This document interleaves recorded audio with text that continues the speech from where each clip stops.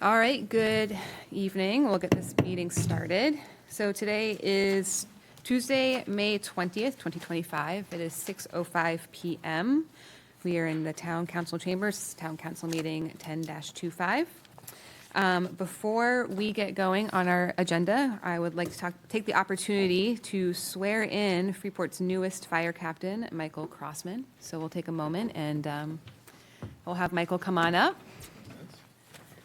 We can go on down. Yeah, does Chief want to say anything about Michael while you're getting... And Chief, it would be a great time if you would want to say a couple of words about our new captain. Sure. I'm gonna swear in first, and then No, go ahead and say Yeah, right now. yeah, but then Mike. Yeah. We know what we're doing, I promise. Fully choreographed. Mike's stay over here with me. We'd like to welcome Mike to our team. He's been with us for many, many years. Mike has worked here for LL Bean for many years. He was one of the Heart Savers back along with LL Bean. He has been with us for about 16, 17 years now here in Freeport and has come to us about 4 months ago as a full-time fire captain. Mike's a paramedic and does a fantastic job. We really enjoy having Mike on the team. He brings a lot to the department, and we're looking forward to our growth now that we're all fully staffed. We're looking very forward to our growth moving forward. So thank you, Mike, and welcome. Are you ready? I think so. All right. You're going to raise your right hand and repeat after me. I, Michael Crossman, do swear I, Michael Crossman, do swear that I will support the Constitution of the United States that I will support the Constitution of the United States and of this state, and of this state, so long as I shall so long as I shall continue a citizen thereof. continue a citizen thereof. I do swear I do swear that I will faithfully discharge that I will faithfully discharge all the duties incumbent on me all the duties incumbent upon me as a fire captain as a fire captain, to serve according to the Constitution to serve according to the Constitution and the laws of the state. and the laws of the state. So help me God. So help me God. Congratulations. Thank you very much.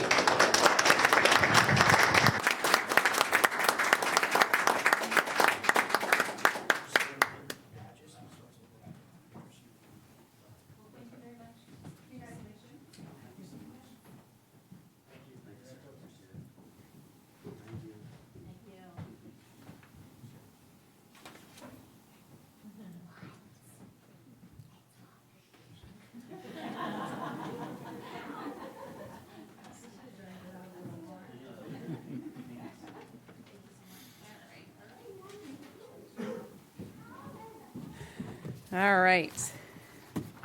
And we're fully staffed. That's so exciting. Thank you. Thank you, Chief. Notice how they come in, they fill up all the seats, and then they come out. All right, so moving on, we will now stand for the Pledge of Allegiance. Pledge allegiance to the flag of the United States of America and to the republic for which it stands, one nation, under God, indivisible, with liberty and justice for all.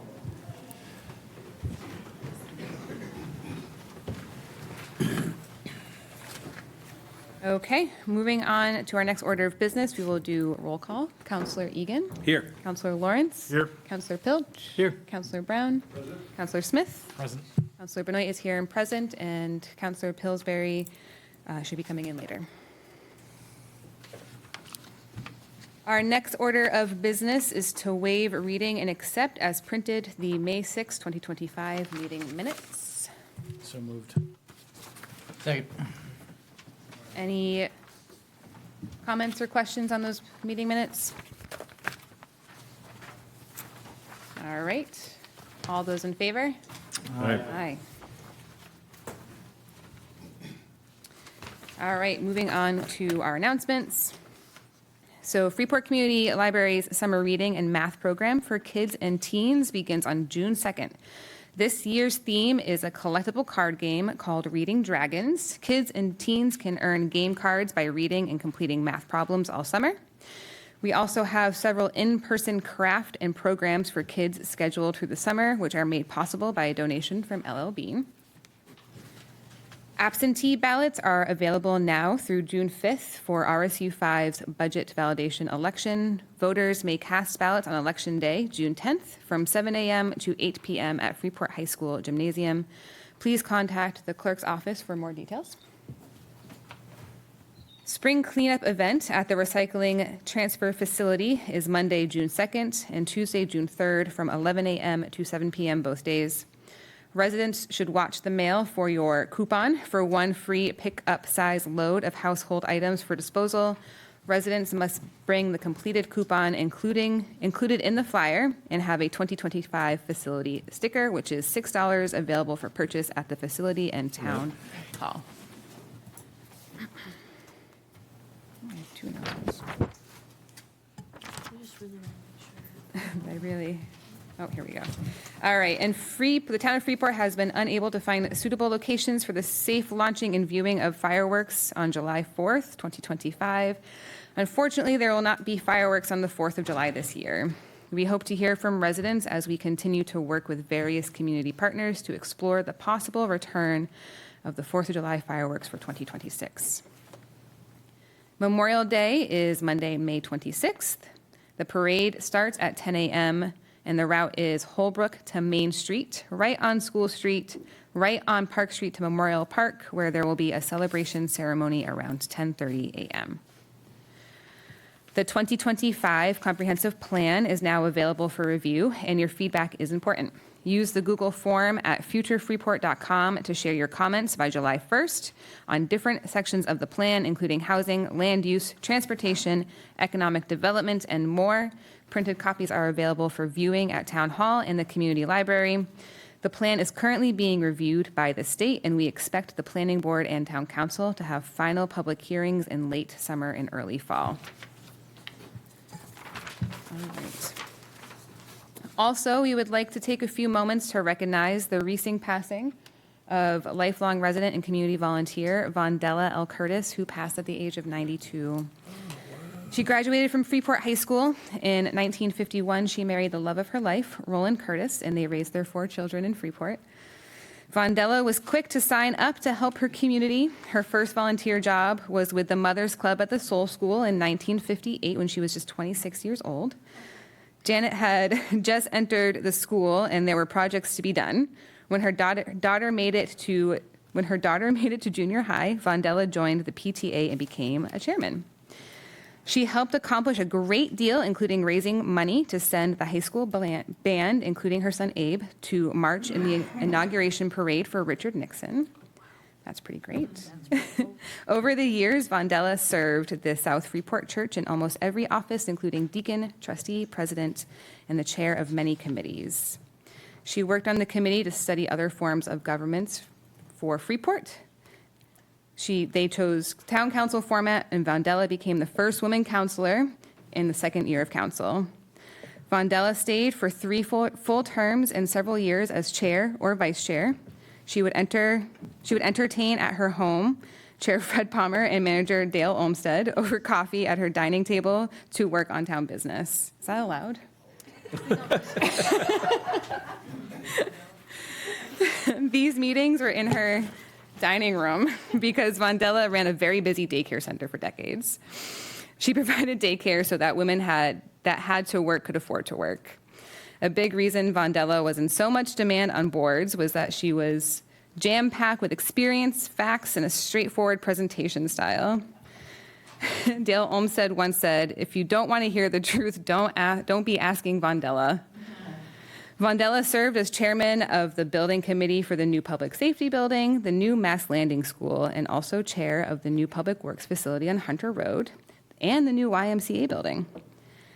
Did I mention that she was also one of the founding mothers of Freeport Community Services? When asked what she thought was the best thing about Freeport, she said, "When there is a real need, everybody always comes together with time or money as best they can. If I see something that needs to be done, I do it." She enjoyed cooking for family and friends, homemaking, antiques, her gardens, and playing music on her keyboard. A celebration of life will be held on Saturday, May 31st at South Freeport Congregational Church in South Freeport from 11 a.m. to 2 p.m. And in lieu of flowers, you can send donations to Freeport Community Services. Absolutely.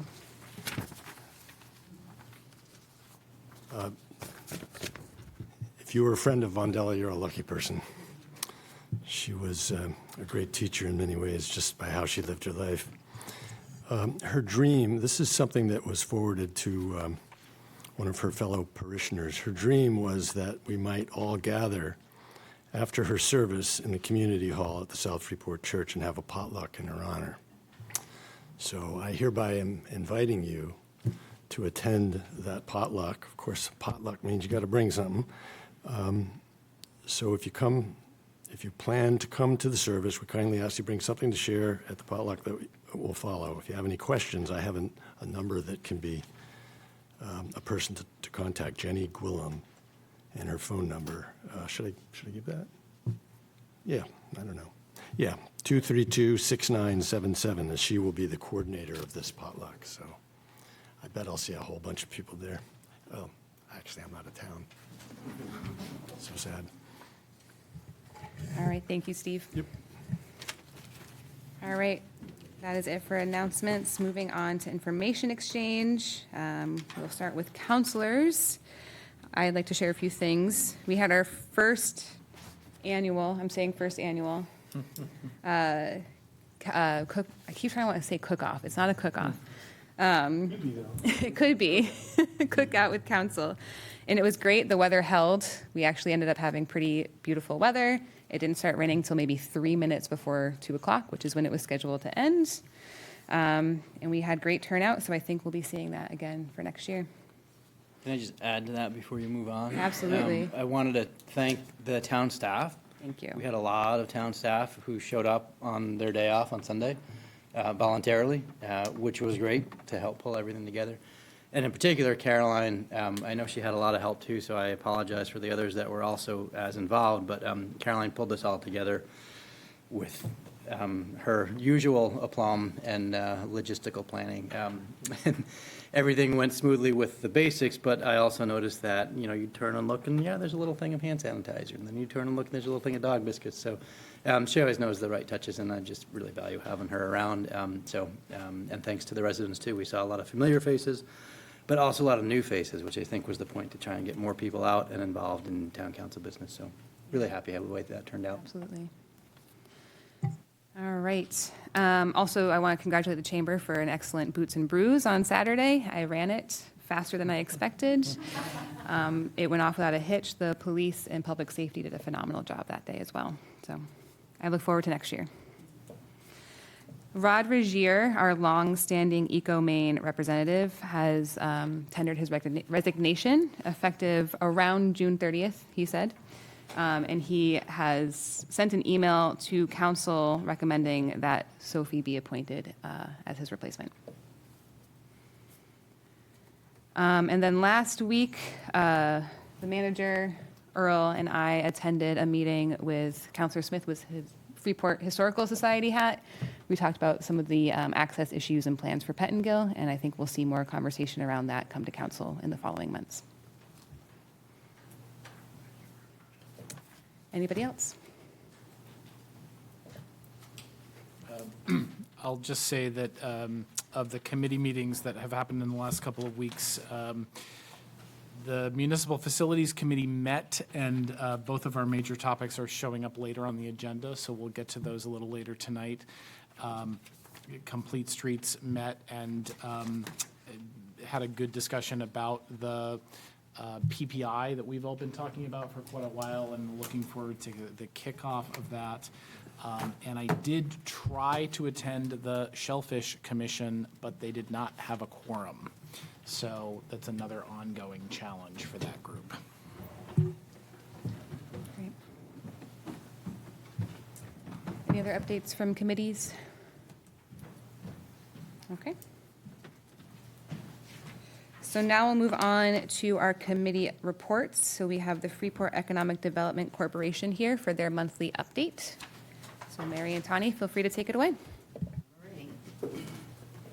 I think it's on. There we go. Hello. So it's so nice to be here, and you know that I do love my PowerPoint, so I just had to do this. because we have a lot of pictures to show you tonight, and there's been so much that's going on. Thank you.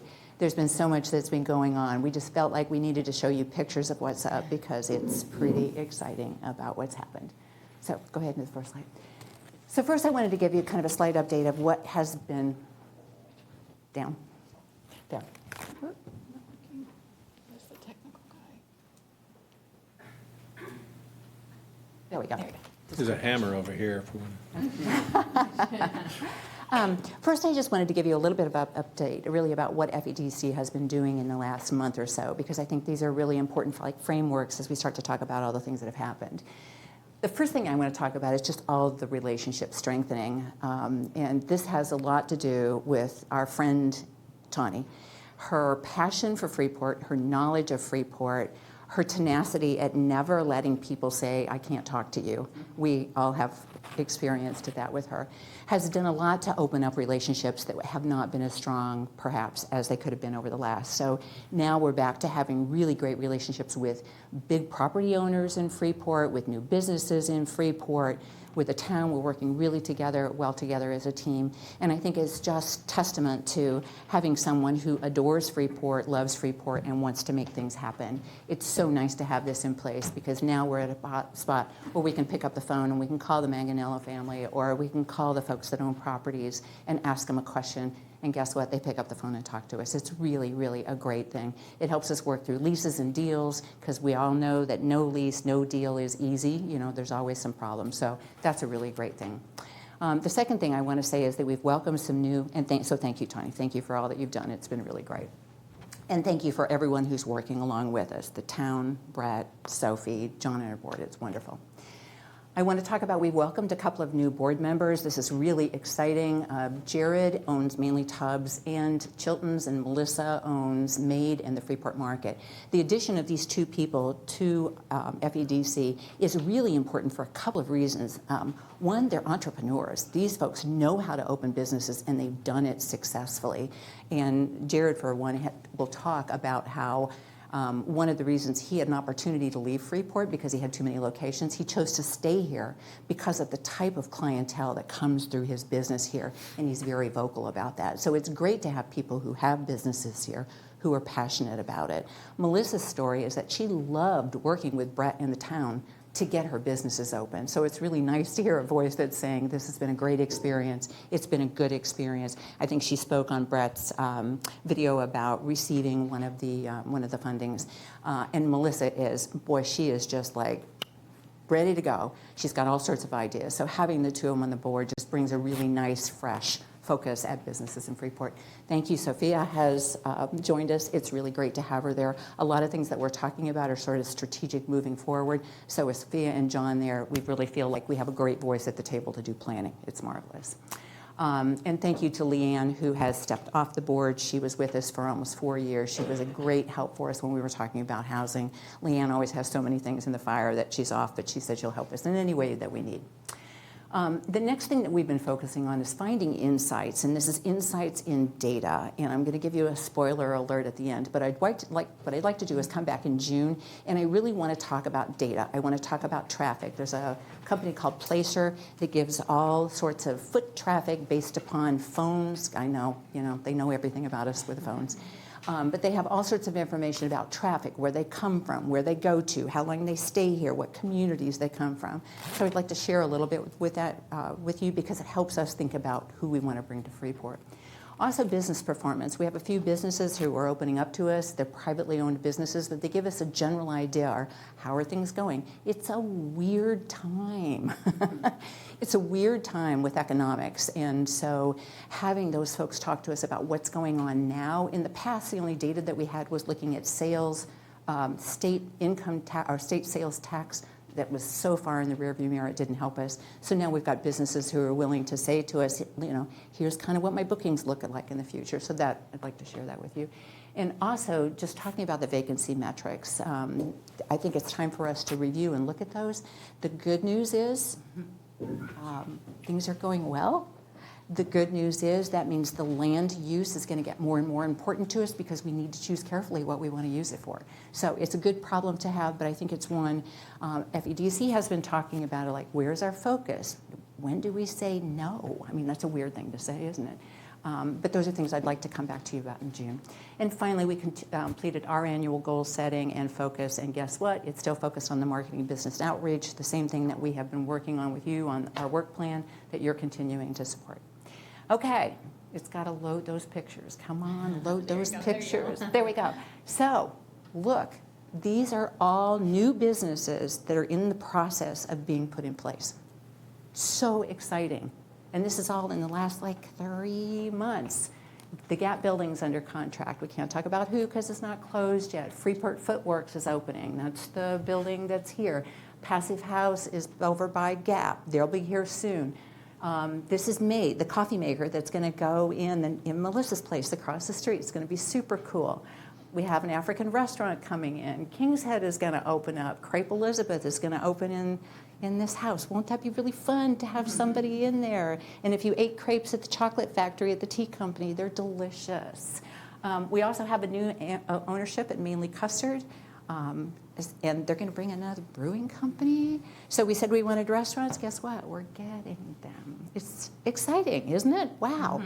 And we have others in the works. We can't talk about them until the deals are more done. Go ahead.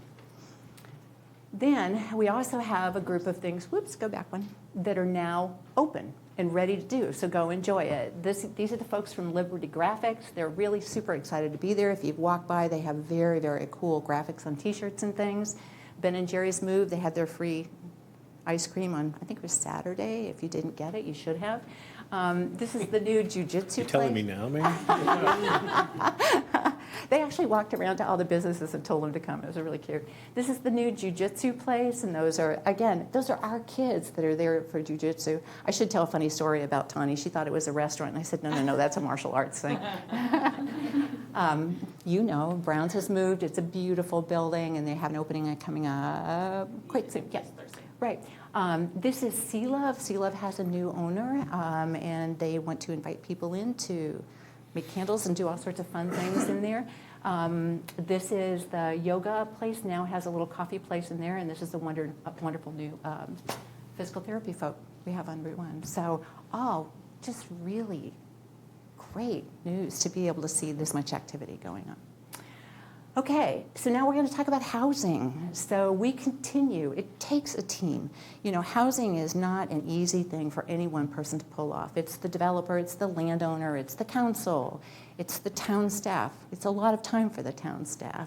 It's Tani working with the developers. So this is just a good example of, there's a couple of developers in particular that we're really working with closely, and then a few others that we're going to see some of the things that they're developing in other areas so that we get an opportunity to see what it looks like and what.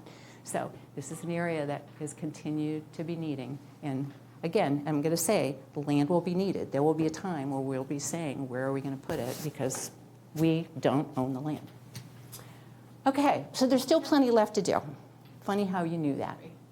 There's still plenty left to do. It's stewarding the new businesses. It's really helping them to get open. As Brett knows, there's always a little something that comes into getting a business open that needs to be cleared. And so having us, again, continue to work really well together makes a lot of sense in getting the businesses open. We still have tenancy for some of the remaining vacancies that we have. They're fairly large spaces. There's not many of them, which is really good, but they're larger spaces. So it's been, it's always a bit easier to fill some of the smaller spaces because the larger spaces, we have a couple things that are in the queue that fingers, toes, everything crossed would really make a big difference to us. And with Tani working with, again, all of these folks, whether it's WS Development, whether it's the folks that are doing Freeport Village Station, she's working very well with them about what the rents should be or could be so that we can get tenancy. And so we have a lot of things that are going on there, but we still have work to do. We still have work to do with facilitating the downtown housing like we talked about before and supporting the changes that Brett and the town are trying to make with tips and things, so we've still got work. So in the June council, vacancy rates, traffic, use of space, and as a spoiler alert, our vacancy rate in downtown is lower than it's been since 2013. Wow. It's pretty exciting to watch. We've been tracking it for a very, very long time. So it's under 6%. It's amazing. Again, we still have some spaces that we need to fill. You probably have seen them or know which ones they are. And we still have a lot of work to do, but we're super, super excited. So this is what I talked to you about before. This hasn't changed. This is really, as a council, how the council can help to make all this happen. This is really for you, help us work in our lanes. Don't wait. Continue to do the let's get it done, let's get it done, let's get it done, because that's what keeps people coming here. They want to see that show a big sign. I mean, Brett always said, we want to open the doors and say, yes, yes, yes, yes, let's come here. To the right people, not to the wrong people. And be ready to go. Everybody says time is money. We need to be as fast as we can to get the right kind of things approved. So all the work that you're doing and you're pushing and you're helping to make happen with Sophie makes so much difference. So, woo-ha, hooray, guess what? It's working. Really excited, really, really excited. Thank you. You're welcome. That's good news about downtown vacancy. Thank you. Wow. Any questions? Go ahead, Councilor Egan.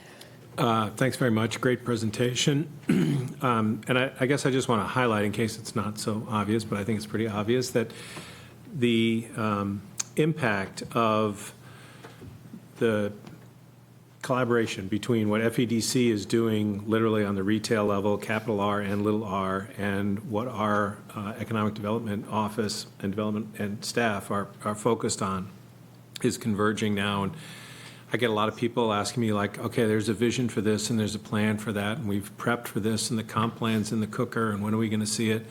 And so it's great to have these kinds of presentations where we can start highlighting results and literally, talking about there's this business and that's going in here, and we've now filled that. And so hopefully that leads the next few times that we're talking about this, we can show some things under construction, particularly from my point of view, some housing projects under construction maybe.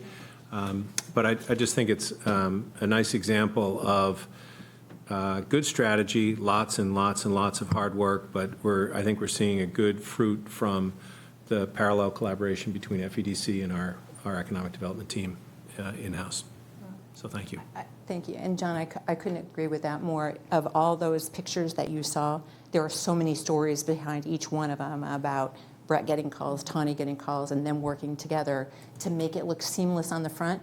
It's the duck underwater where the top of them looks like everything's all happy and the feet are going.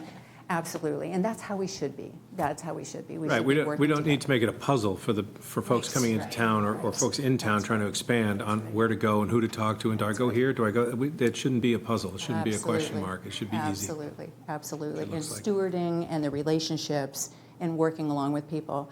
I think one of the things that Tawny has said that is so true, we had one person who said to us, is really what I want from you is I want you to tell me you want me here. Please tell me you want me here. And so I think people are hearing that now. And that makes a big difference, when you're going through challenges, to have both the town and us and you all saying we want you there. That matters. They have a lot of places, different places they can go. So thank you. Yes. Any other questions? Can I? Absolutely. So I'm just going to add just a little bit, and that's to say that last week, 2 weeks ago, it all blends. It all blends. It all blends. Tawny and I were able to sit, and Brett were able to sit with a prospective developer, and it was so neat to hear, wow, we're in lots of communities. This is unique. This is great. We're not used to hearing that. They had the red carpet rolled out for them. So I think what's happening is all of the prep that has gone in is really we're starting to see the foundation, which I'm excited about that and really appreciate the partnership. Me too. Me too. It's been great. It's been great. It's what our developers need. It's what we need. It's what our community members need, because our ability to do this means their taxes will be more moderated by all this good stuff that we do. So. Thank you very much. Thank you. Appreciate you very much. Awesome. Okay, moving on to our next order of business, that is the town manager's report. So I know we have a really full agenda, so I'm going to try to go as quickly as I can. The first thing, the ordinance requires that I let council know if we are getting ready to file in an 80K action, which is a code enforcement violation in court. So you don't hear about this very often because we work really hard to try to stay out of court. We try to work with people. Unfortunately, we have a junkyard. The neighbor came in. I think she was like my second visitor when I came to town. Really concerned that she had been living next to a junkyard, and sure enough, it was a junkyard. And there's a protected stream near it. There's some environmental, I think, considerations. We have worked, Alex Sorois, who is our deputy code officer, came in just about a year ago, not quite a year ago, and actually just a year ago. And this was his first project. And he has been in conversation with the landowner, trying to get a plan in place for them to clean up. We got them at a table with me and the landowner and a relative to help, and they're just not in a position to sign a consent, and they have gone absolutely silent. And we have attempted to use our alternative response team to try to make contact, try to walk them through our process, and we can't. Our last communication was with them, meaningful, was in January. So we have sent missives to them. The next step would be to file in court. The issue with filing in court is what we're saying is we have a junkyard, we need it cleaned up. There is a likelihood when you don't get a junkyard immediately cleaned up, oftentimes there is an ability or lack of ability to be able to fund that cleanup. So oftentimes the next question that comes back to town council is, are we going to fund the cost of the cleanup and put a lien on the home? It's not an automatic foreclosing lien, so it's a lien that would say the town would get paid back its cost if and when it transfers ownership. So I don't like to partake in 80K actions. They're expensive to the town as well, because although we have a code officer that will do a lot of the prep and reduce a lot of the costs, we don't want to walk into court without an attorney. You used to be able to do that, and now I think it's really frowned upon. So I am making you aware, and so I haven't finalized it, so this would be the time if council has concerns or want to talk about it, that we could do that.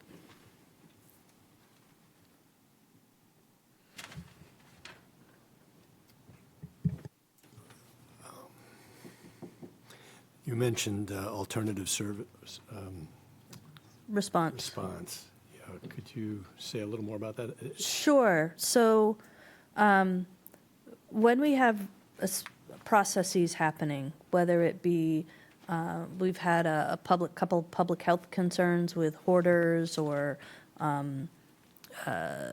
people who we staff is concerned maybe need a little bit of support, whether it be mental health reason or just not maybe understanding the severity of the circumstance. Because when you have a junkyard that has taken 20+ years to grow, and somebody looks at it, and you're saying it's a violation, you got to fix it. We're not saying you have to fix it today. We're saying we have to enter into an agreement together where you're going to make progress in fixing it. And essentially, we want to work together. And so it takes a lot of time with some folks to walk them through that process. So when we have folks that are engaged in a process and then disappear, we tend to call upon Glenn and now Lynn to kind of help with that and identify if there are other resources that we could bring to bear, if they have other advocates, how can we try to resolve this without incurring costs? And we've tried that route.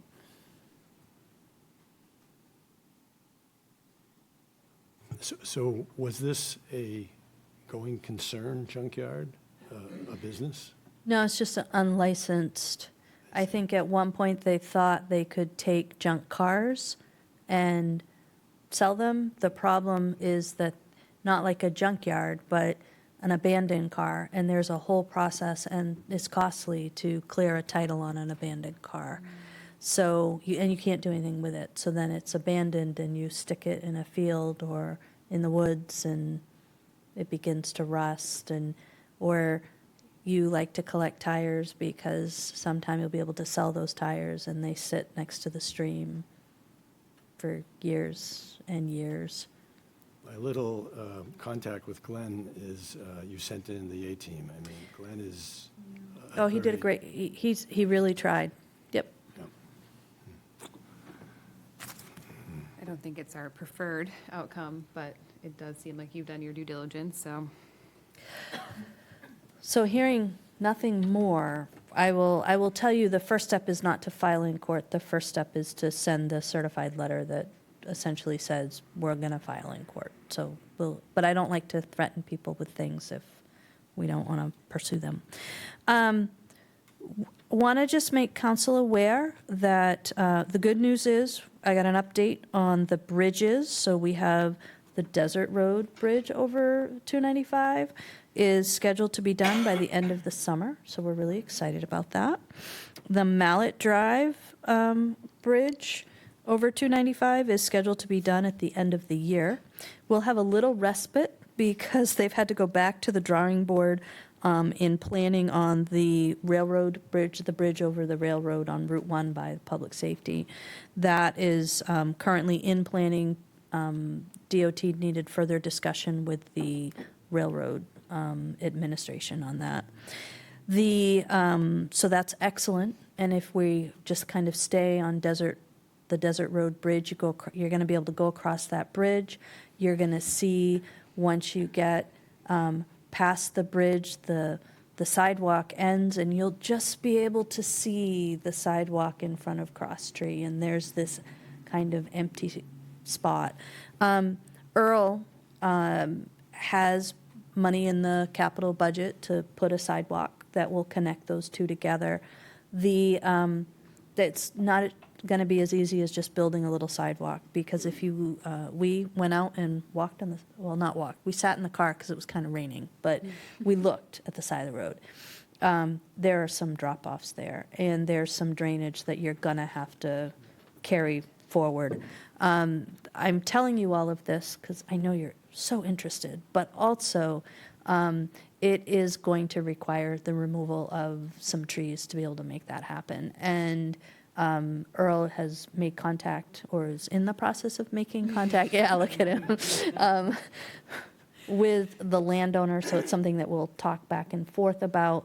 But one of the things that happens is the trees come down, it's going to take some time before construction actually starts, so you might get some conversation. So if the trees are in the right-of-way, I'm assuming if they're going to be So, where the sidewalk is, the sidewalk Some would of be in the the trees right-of-way? are in the right-of-way. The reason we need to have conversation with the landowner is that in order to put the sidewalk in at the appropriate slope, or not to exceed a slope, we're going to have to build up a portion of that, which means that there would be this huge drop-off. So what we're trying to talk with the landowner about is, wouldn't you prefer that we are able to slope that a little bit more into your area, which might mean, I think, two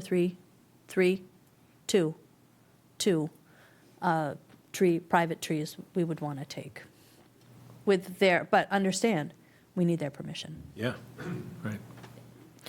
right. Just to give all council the heads up that Municipal Facilities is going to be discussing the Dunning Boatyard lease renewal, right, at the next meeting? This meeting. Oh, it's this meeting, sorry. Yep.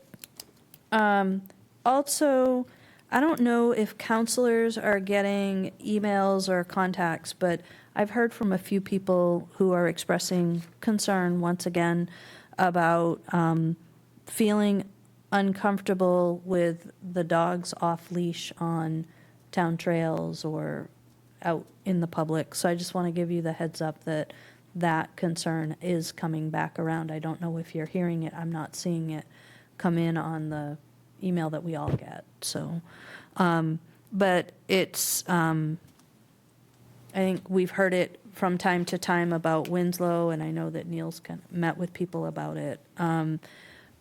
I'm hearing it in a more global way, and just the concern that it's not about whether or not your dog is nice. It's when I'm walking with my dog or with my children or even by myself, I don't want your dog to come up to me.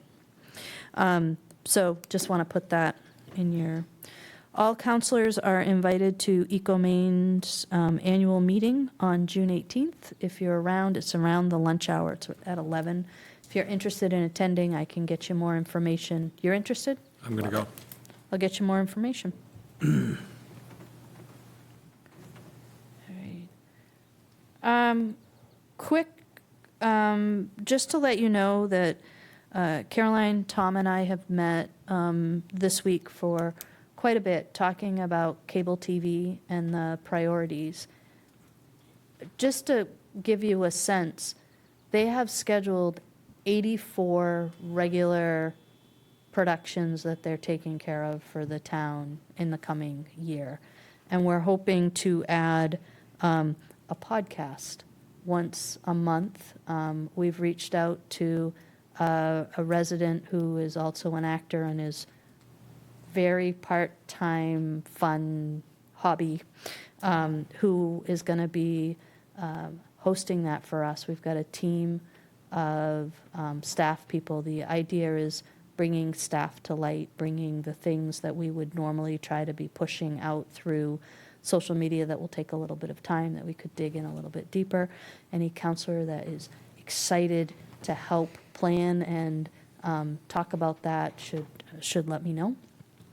And if you haven't already seen it, the latest installment of Freeport Growing Together, which is our economic development business focus, hit on May 1st. That was Loom, was that one. The RFQ for services, engineering services to evaluate the public safety building is ready to go this week. Municipal Facilities looked at it last week. It got the thumbs up. I haven't gotten any suggestion of changes, so that will go out this week with a hope of bringing somebody on board in the next month. So that will come back to council. The only other, I think, major thing is to give you a heads up that in a manager's report, you had trail assessments from Freeport Conservation Trust. Carrie Kinney is going to be here on the 27th to very high level talk to you about those assessments and some next steps. You'll remember that she is working with us. Not only is she a wonderful community partner, but we have prioritized $50,000 of ARPA money towards trails. We wanted to assess them, try to come up with a plan to fix some of them, and she's been working extensively with the Conservation Commission, so I'm kind of excited where we are with that. This will be the time where I talk about how important it is to get some accessibility improvements at Florida Lake. Yes, it is. You are 100% on track, and I think Earl and Carrie have already kind of both highlighted there, and I know Winslow Park has done a bunch of upgrades and also is talking with Carrie about future stuff. So it's busy, but fun. And also just want to thank all of the counselors for coming to the cookout and rolling up their sleeves and doing a lot of work. I appreciate it. Any questions for the manager? All right. So we will move on to our next item, which is public comment, part 1, for folks who are in person. This is for items that are not on the agenda, and we just ask that you keep your comments to 3 minutes or under. Would anybody like to speak? All right. Moving on. So moving on to item 59-25. This is the consent agenda.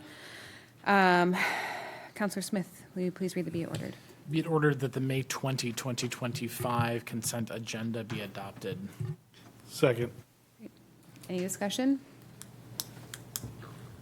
I just want to make one comment that the Appointments Committee have been seeing an influx of people who completed Civics 101 come in for interviews for appointments, which is awesome. All right, all those. Oh, Sorry, Go quick, for it. sneak it in. Just want to add a note of thanks to the people who run the farmers market. We're happy to allow for the use of the town park, but it's an undertaking, and they don't. They're basically volunteers who run it, and it's a great asset for the town. So I appreciate that. Great. All right, all those in favor? Aye. Aye, okay, that's everybody. All right, moving on to item 60-25, to consider action relative to approving a cannabis establishment license for a cannabis cultivation facility. Chris will provide some background. All right, so I have Jesse Lowry here from Hazy Hill Farms. He has been the licensing piece of this application. They're submitted their final application. They met all of the ordinance requirements. We, last time when I introduced this article, I had talked about a couple of the departments had not given complete sign-off. Since then, excuse me, Nick has gone out and done his inspection. The part of the establishment that's has an open building permit is not the part that we are licensing as the cannabis cultivation. So Nick said that space under the building permit is vacant. So it's all right. He's not going to not sign off because there's still a building permit. The fire chief talked about the need to have the fire alarm system tied in. Jesse had previously told me that they felt as though this could be like a 6 to 8 week period. But other than that, they've met their requirements. And if you have questions for Jesse, if you'd like to have him just give a brief overview. Good evening, counselors. Good evening. Hi. So yeah, any questions? Cunningham Security, we have contracted for the fire alarm and the security system. So they've already come into the facility and they know that it has to be fully upgraded to commercial, with pull stations, sirens, strobes, all that stuff. So they're coming up with a quote for me now. I think I should have that by the end of this week, I think. And then it just depends on like how fast they can get in there with their staff to install everything. Other than that, I'm installing some new security cameras for OCP requirement as well. As part of the licensing for a dispensary. So, any other questions for me?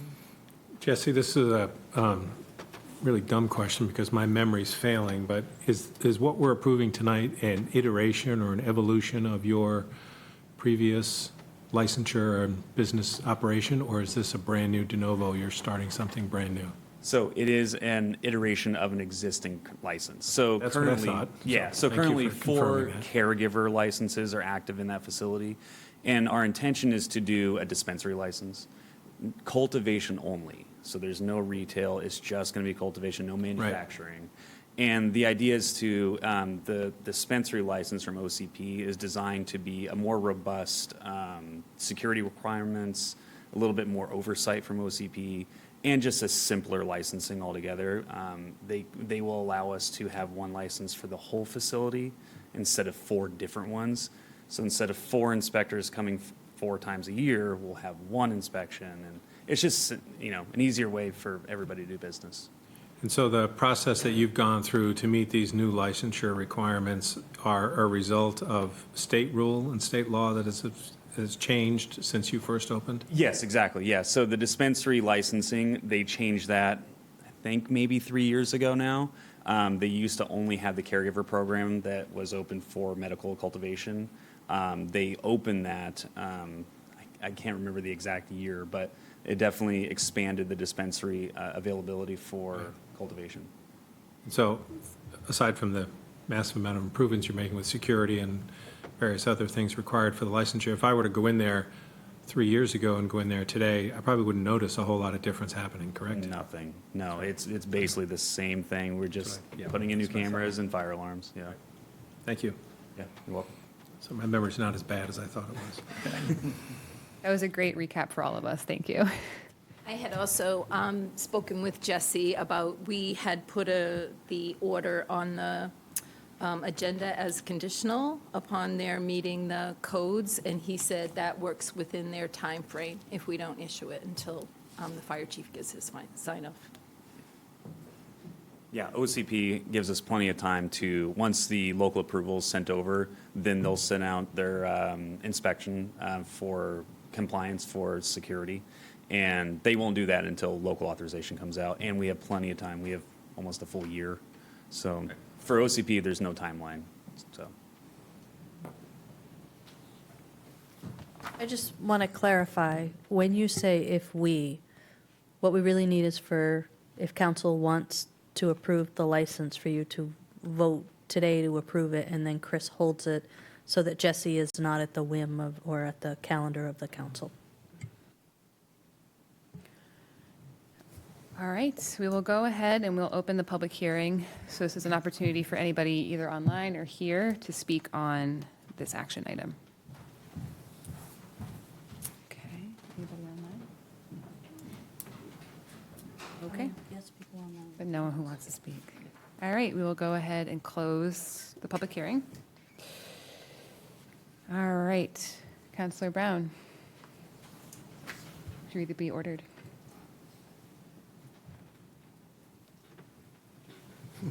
Be it ordered that a cannabis establishment license, cannabis cultivation facility for Hazy Hill Farms LLC located at 24 Noble Drive, submitted by Dave Stevenson, be approved pending final staff, public safety, and codes approvals. Second. Any other thoughts on this item? Okay, all those in favor? Aye. All right, that is everybody.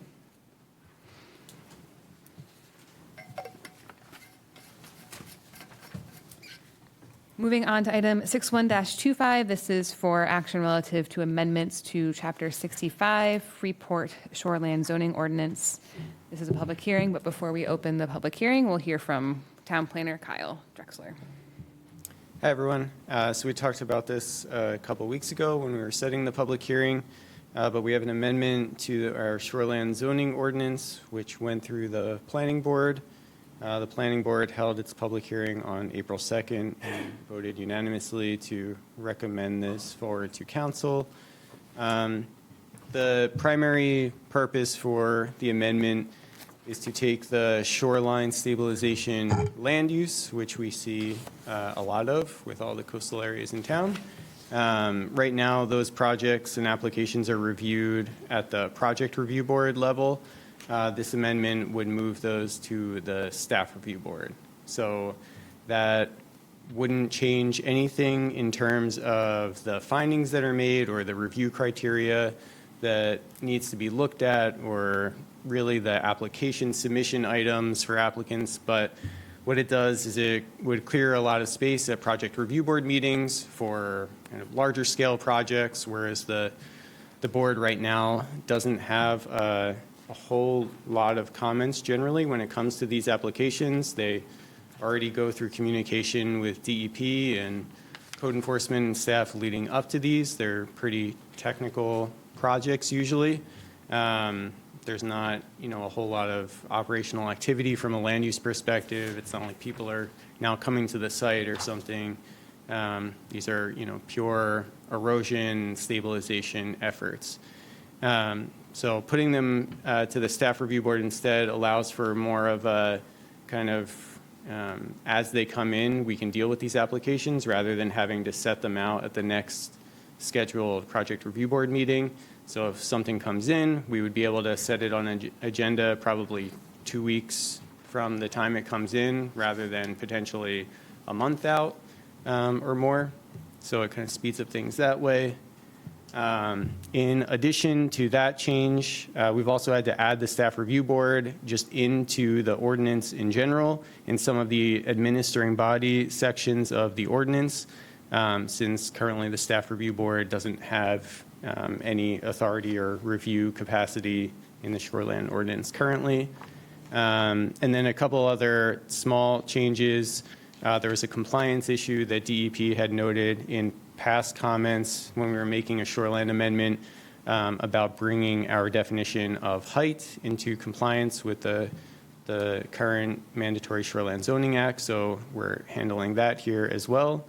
And then we are cleaning up some language where we're removing some mentions of rivers and great ponds from certain applicability sections where those areas would largely fall under coastal wetland already in the shoreline zoning ordinance. So most of this is cleanup, but the big change is taking that project review board review of shoreline stabilization projects to staff review board. Happy to answer any questions.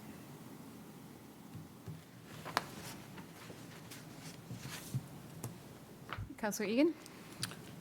Kyle, the movement of a particular class of permits required or sections of the ordinance from PRB to staff review, this is not the first one that we've done in our review and updates of codes, is it? We've simplified some other processes to go directly to staff, or to stay with staff, let's say?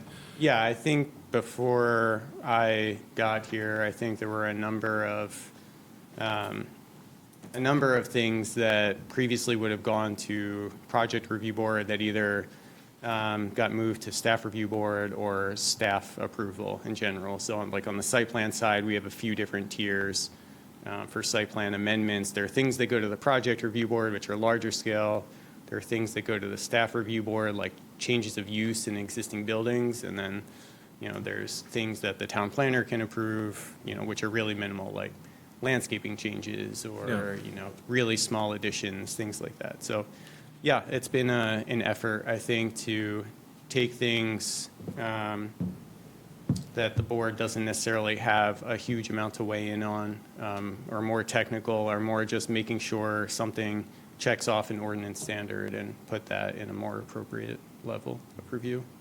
The reason I'm asking is I think the council previously in conversations informally or anecdotally have indicated an appetite to do more of that, to simplify, to make it easier for permitting on routine things that go right down the middle of the pike in terms of meeting the ordinance and meeting the criteria. So I'm just thinking ahead. We get enthusiastic about this, and then we hear from Sophie, our staff is buried. We can't get to, staff review comments for 2 months because we've gotten so much. So do you feel like you have and maybe I'm putting you on the spot here, but do you feel like you have a decent sense of sort of where that stasis is, to where you'd be able to, and I'm encouraging you to tell us, hang on, before we put more on staff review, let's make sure we have enough staff capacity to handle these things? Because we don't want to take a problem that we're solving over here and just kind of make it a problem over there. Yeah, so I don't think it's creating that issue at all. So even if something is going to the project review board, staff is still putting in the same, if not more time to go through that process, because we still have to review everything. We still have to, write a memo or a staff report or propose findings. If anything, it's more work because, it's a more formal process, so there's probably more logistics behind setting up the meeting. Sure. So if things like that transition to more of a staff level review, it's still the same amount of review work, but maybe you're taking away some of that meeting logistical things and communication with some of the And you're able to turn boards those and- decisions faster, too. Yep, things can go faster, so we Okay. can deal with them. That's great to hear. I can stop worrying about that. If I can just add, our fearless assistant town manager informs me that back when council began the process of moving things to the staff review board, the shoreline zone issues were things that we wanted to move. It took our code officer quite a bit of lobbying with DEP to get them comfortable with the idea, which we now have the consent of DEP to do this, which is why now you're moving, essentially, you're making the body of work complete, so it makes more sense of what goes to staff review and what doesn't.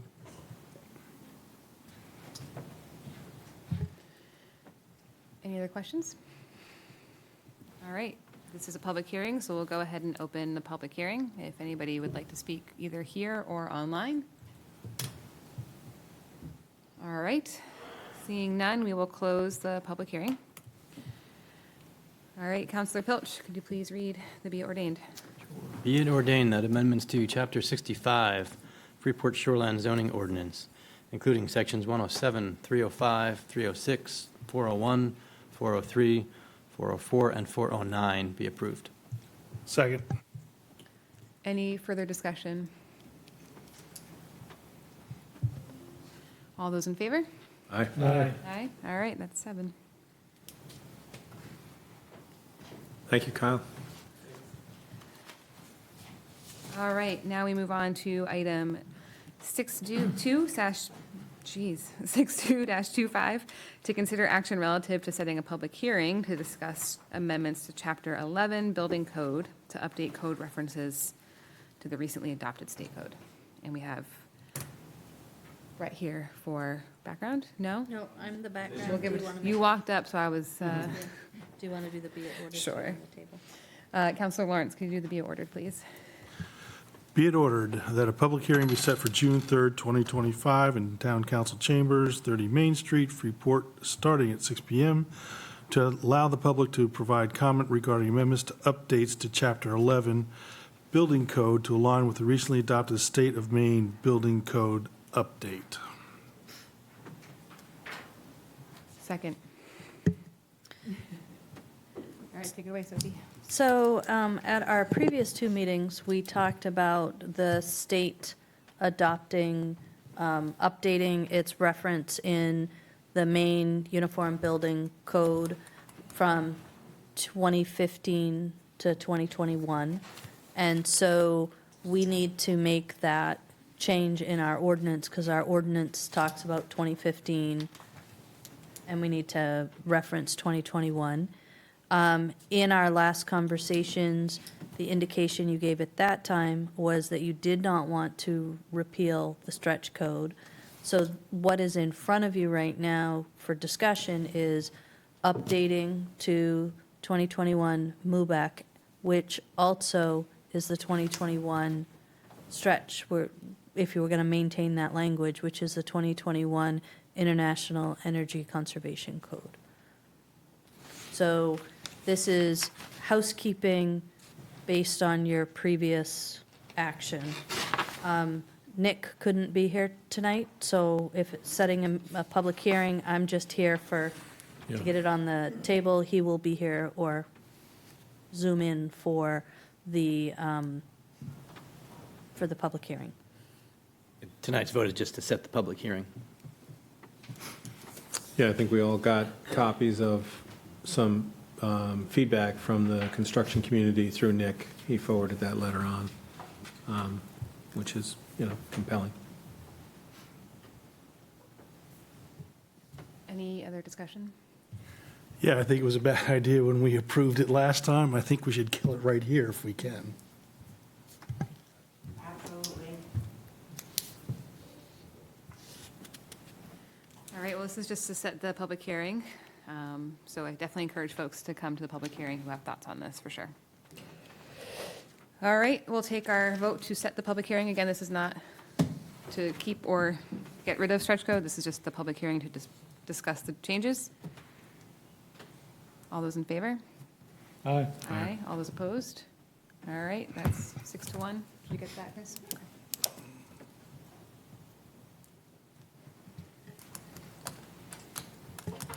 Okay, moving on to item 63-25. Now this is Brett.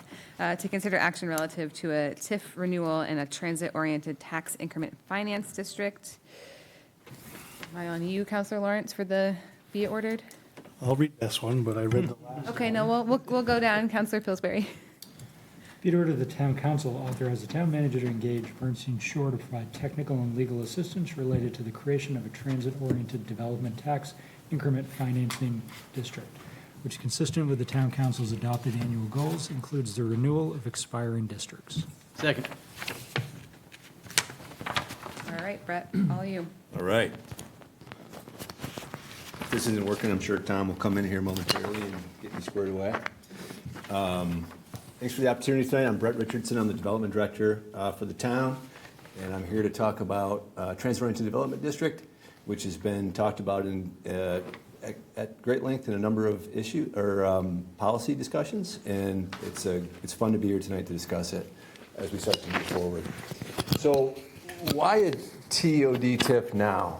We'll get into what it is and some of the detail there, but from what we've had with previous policy discussions, especially the dog bone most recently, there was an acknowledgement that the town has a couple of districts that are expiring that kick off a fair amount of revenue. And thanks to the state legislature, we have an opportunity now to renew those districts at the original assessed value from a number of years ago. So we have an opportunity there that is pretty unique to Freeport. The Dog Bone Work Group report recommended this TOD TIF strategy, and that was endorsed by the council back in January. Working on these TIF districts is a council goal for the coming year, so this feels very much aligned with the comprehensive plan update growth areas that have been discussed by the community as well. This strategy is being integrated into the main DOT Planning Partnership Initiative, the Village Corridor, which kicks off in June here, coming up soon. And it's important to note that the state has really incentivized transit-oriented development TIFs. These districts are exempt from the land and valuation cap, which is important, and we'll get into that in a little more detail soon. But probably most importantly, I think, is if we were to establish this district, it really is a unique opportunity to create a dedicated funding source to implement the community's vision that we've heard through the downtown vision, we've heard through the Dog Bone report, and it's baked into the comprehensive plan report as well. So that dedication and that reliable funding source is going to be important as we think about infrastructure in our growth areas. It's also important to note that discretionary funds available from TIF districts to the town are set to diminish pretty significantly here. We've relied on the Destination Freeport TIF for a number of years, and that's set to sunset here in a year or so. And so some of the important work that we're doing is funded by that Destination TIF, and you'll notice the Concord Gully Brook TIF. The resources that flow to the town for use don't really start to ramp up for another 10, 15 years. And so as we get into a point where there's a lot of community consensus and a vision to implement, having a funding source is key. And right now, we perhaps have a gap to fill in the coming years. Real quick, what is tax increment financing for those in the room who don't think about this every day? TIF is a flexible finance tool used statewide by statute, enables towns to support projects that align with community goals. And the key here is we're talking about new property tax values. The I in TIF, the increment, means that we're not going to play with existing property taxes that go to the general fund. We're talking about revenues that accrue from new value, from new projects, and how we use those. The basics are you begin with an original assessed value. So if you can imagine a parking lot, that's a nice use in downtown Freeport. But let's say that parking lot is worth $100 today, just for math. The increment comes when you invest, let's say, into a structure on that parcel. All of a sudden, now you have the land value, but you also have the improvements in the structure there, and that creates an increment in that value that generates new tax opportunities for the town, and that's the revenue that we're talking about, is new investment. What's key here is it's a flexible tool. So the municipality determines the percent of new valuation to shelter. Let's say that housing structure that we just saw is going to kick off $100 in new tax revenue. The town could say, we want to set aside 30 of that for new priorities that we want to invest in. It could say we want to set aside 50 of that. The discretion is at the council level. So there's flexibility there in terms of what's sheltered, how much. And they can be invested in approved community goals. So in order to set up a district, you have to go through a state application process. The Department of Economic and Community Development has to determine that what this town seeks to invest in is consistent with the statute and it's eligible. So you have to kind of delineate what you want to prioritize and invest in. And I think the good news is for Freeport is there's been a lot of work determining what those priorities are, and we have a lot of consensus to build around. So that can be public infrastructure, downtown placemaking, economic development. We heard a nice report from FEDC tonight that's funded by TIF funds. And incentives where it's appropriate for private investment through credit enhancement agreements. It's important. We had a project here a couple weeks ago, Varney Heights, and it was important to make the point that that project wouldn't happen except for town support. So there's a sort of a tool there for the council to determine whether a project needs town support or not. And then it's also important to note that a TOD TIF is the most flexible type of TIF available. So as we get into the development program, which we'll talk about in a minute, that's the buckets of what you can invest in. The more flexibility gives the council and the community the opportunity to have some flexibility over the course of a term as priorities change and evolve. There's controls. So this is a tool that's controlled. The term length, is it a 30-year TIF district? Is it a 10-year? Is it a 15-year? The size of the district and the parcels that are included. So part of the exercise that we'll talk about tonight with Bernstein Sure is sort of delineating what the optimal strategy is for the town, what parcels to include, what not to include. So we're being thoughtful about making sure that we have a stable tax base for the residents, but we're also thoughtful about the resources we'll need to move forward with the visions that we've created. And it's important to note, too, that as we see in the budget process, as the TIF funds accrue to a TIF fund, the council still has the ability to make discretionary decisions about how those funds are used. So it's never, with the exception of a credit enhancement agreement, but in terms of the public investment, you have that constant council control. And it can be, these districts can be amended over time. So if we get in 10 years into a 30-year term and something's evolved and new opportunities popped up, it can always be amended. That's happened a couple of times with the destination TIF. So that possibility is available too. So the key takeaway is this is a tool. It's a dedicated funding opportunity, but there's also control and toggles that can be turned up and down based on what's going on. Freeport has a great TIF record. Communities used it a lot over the history to invest in the downtown, public infrastructure. We had the Varney Heights TIF recently, and we're currently well below the 5% land and valuation caps. So 5% of the land in the town, the state caps that, a limit on that, can't go above 5, or 5% of the valuation. But TOD doesn't count towards that 5%. You're ahead of me. Yeah, so this is pretty unique. And that we'll kind of put a point, exclamation and point on that here pretty soon. Benefits of the district, to John's point, we're exempt from the state TIF caps. So we have the opportunity, because the geography in Freeport is served by the bus, it's served by the train, a lot of the geography in Freeport's most valuable commercial core fits the definition of a TOD TIF district. And what that means is that the town has the opportunity, and we'll push on this through the process that we're proposing with Bernstein Sure to really maximize that. The town has an opportunity to not only TIF some of the most valuable land in the community, that TIF won't count against that 5% cap. So you're not foregoing opportunities to embrace projects in other part of the town that you want to support. That's important. It's pretty unique for Freeport. Again, it's a dedicated funding source. It's something that accrues year after year, and you can plan on it almost like a household plans on their holiday bonus, right? You can start to plan on that.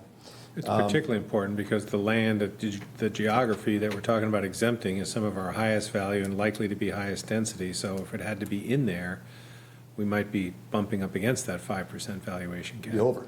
Yeah. On the value, not the land, but the value. Right. So we're talking about the downtown, south on Route 1 to Maine Beer Company. This is the planning partnership That's a really initiative. important element of this moving forward. It is. Yep, it's key. And then the tax shifts. There's a tax shift benefit. So I highlighted this budget. It's hard to see. But what it says, and this is in our current budget, is that the total budget proposed by the county, RSU, transit, and town is going to go up 7.19% this year. However, our share of the county tax goes down. And that shows how tax shifts work. Because our contribution to these entities are determined by how our value fits within the broader value, for example, of Cumberland County. And so costs aren't going down, right? Costs are going up. So why is our county tax bill going down? It's because the neighboring communities have achieved more valuation increase than we have. So even though costs have gone up, our share of the pie has gone down because other communities are increasing their value faster than we are. And that's relevant because what John just highlighted is that we have the ability to essentially establish an OAV on our most valuable part of the town, which means that for how we fit into the state, how we fit into the county, that is limited at that original assessed value. And every increase will not count towards the formula that determines how much we pay for the county. So what we're saying is that we have the opportunity, just as our share of the county budget has gone down, even though costs have gone up, is we have an opportunity to freeze at some level an important part of the value that helps understand what our contribution is to the county. So it's an important tool there. The Bernstein and Share engagement, phase 1, planning and strategy, we're pretty much ready to hit the ground running. We've got the parcels kind of mapped out. This is a rough map. You can see a 5 on the inside line. That's 500 feet from Route 1. PPI and the dog bone are looking at 1,000 feet from Route 1. But that, the orange is the districts that could be renewed. The green are the development potential that could be adding value. So we've got a pretty good handle on what could be in there, and we're going to make a determination about what should be in there with support from Bernstein Share. And then the next step after that, it really ties in well with the community, the Village Corridor Initiative, which Stantec and Spec Dempsey are going to do a build-out analysis for this geography to understand what we could fit in there for new housing and new mixed use. And they're also going to do this coordinated development design, which is help us understand what some of the utility costs are to serve that. And those are 2 parts of the development program. What kind of new tax revenue could we project realistically? And then what are the buckets that we want to invest in? Sidewalks, sewer, water, you name it. These are our opportunities. Phase 3 follows that finding, and once we have that data, then we prepare a state application based on what the consensus is. Bernstein Shore will help us with that. And then once it goes to the state, then we have the opportunity to do some back and forth as we, the town, tries to make that development program as broad and flexible as possible. And they say, no, you got to peel it back a little bit, and we negotiate that. So that's what we're trying to do here, is to maximize the flexibility so that this is a dedicated resource that the town can count on for the long term to invest in the vision. So real quick, last meeting, you guys endorsed the PPI, Stantec, Spec Dempsey. That's moving forward. That's the infrastructure. That's key. What we're asking for tonight is a funding tool to help implement the vision, and then we intend to come back at your next meeting and talk about a work plan over the next several months to unlock some development potential downtown, and then also to really start to be strategic about how we prioritize implementation of the comprehensive plan recommendations once that's adopted. So infrastructure, funding, land use, it's coming together. Brett, can you comment on sort of where TOD districts are in terms of how common they are and how many times DECD has seen these in terms of a TIF application? In other words, are we late to the game, or are we blazing a trail, or are we right in the middle of the pack? Where are we in terms of proposing a TOD TIF? I think we're not sort of front, but we're pretty close to that. Saco has an extensive TIF that is a big part of their commercial corridor. Other communities have looked at it. Portland has one. Again, for a community of Freeport size, to have the bus and the train is fairly unique for where we sit. And then the new tool that's available, the renewal of the TIF for a 20-year, statutes enable that, but no community has utilized it. So we have an opportunity to push on that and to get that interpretation of that new statute interpreted as broadly as possible. And that's one of the reasons that we hope to bring in an attorney and some resources here is it's a relatively small amount of money compared to what the potential benefits are to the community. And so to have those resources and to work through that process and to set a good precedent is key. Thank you.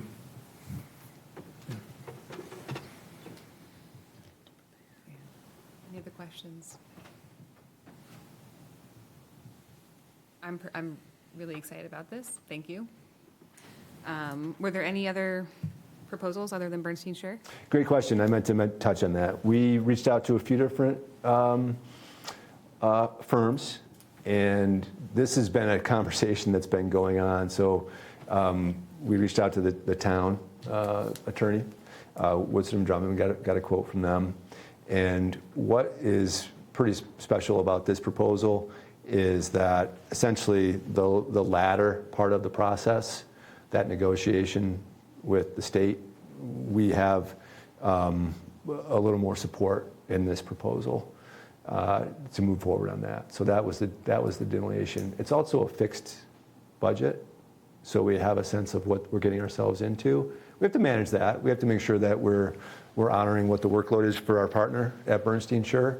But we have a pretty good sense of what it's going to cost because we've been thinking about this for a long time.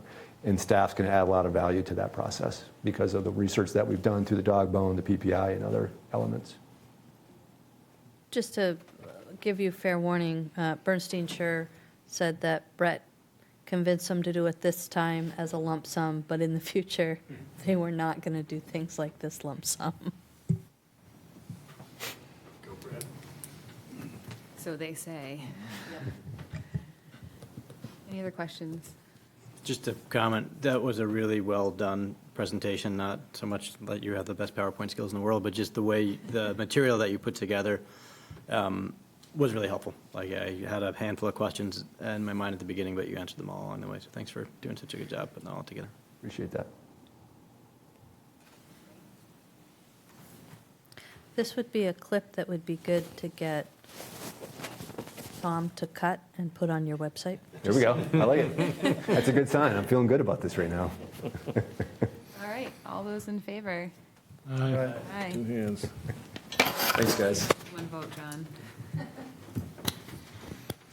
Thank you very The much, other one's Brett. enthusiasm. This one's the vote.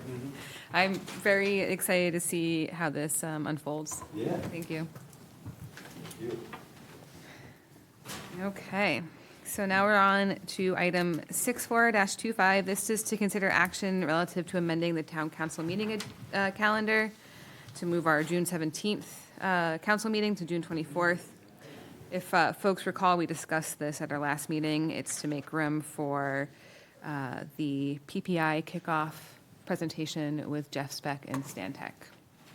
So Councilor Egan, could you read the be it ordered? Be it ordered that the town council meeting calendar be amended to move the June 17, 2025 town council meeting 1 week hence to June 24th, 2025 at 6 p.m. in town council chambers, 30 Main Street, Freeport. Second. All right. All those in favor? Aye. Aye, that's 7. And that event is at 6:30? Hey, Brett, the PPI kickoff, 6 or 6:30? 6 o'clock at the Freeport Performing Arts Center. Everybody should be there. All right, moving on to public comment period part 2. So this is for folks who are virtual. Again, for items not on the agenda, we ask that you speak for 3 minutes only.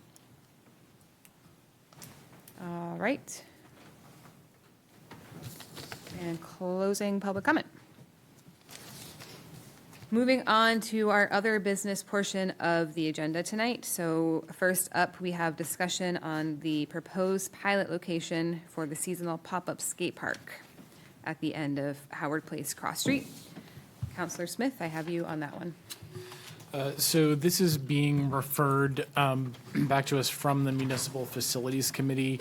As we have discussed several times before, this really started with the request for use of municipal property starting originally at the train station parking lot, and the proposal was to put the permanent skate park where the temporary skate park has been for the last several years. As a part of that conversation, you'll recall that we had quite a lot of neighborhood feedback related to the use of the temporary park there. But mostly we had updated conversations with the New England Passenger Rail Authority about what their expectations were for the continued use of that lot to support the Downeaster. So based on that, we shifted our focus to both looking for another location for the permanent skate park as the primary task, but it also prompted us to look for the potential new site for the pop-up skate park that would normally roll out not too far from now at this time of year. So Councilor Brown from Municipal Facilities really took the lead on working with the skate park organizing group, which has a robust site selection rubric about sort of what they're looking for. And while there are a couple of locations that are up for discussion around the permanent skate park, one of them that is perhaps a location for the temporary skate park and possibly for consideration for a more permanent skate park is again on town-owned property, which is the section that's highlighted on the screen at the top of the Howard Place parking lot. That is a lot that has been owned by the town since it was the site of the high school, then junior high school, and now this parking lot. It is a frequent parking area for Freeport High School students because of its proximity to the high school. It's of course, often used by visitors because of its central location. As Councilor Pilch also noted at one of our last meetings, it's also in very close proximity to the baseball field, and so it's often a location for spectators to gather in order to see the baseball games. So the proposal that has been discussed by Municipal Facilities in consultation with the Director of Public Works is the possible isolation of those parking spaces. That part of the parking lot would be blocked off with Jersey barriers, so that would be, blocked off from traffic for the length of the time that the skate park is active. There has been some additional concern raised with the elements that have been used the last couple of years in the skate park that were constructed by high school students, often as senior projects with help from faculty, but using household materials, not necessarily regulation materials that you might prefer to see at a commercial grade skate park.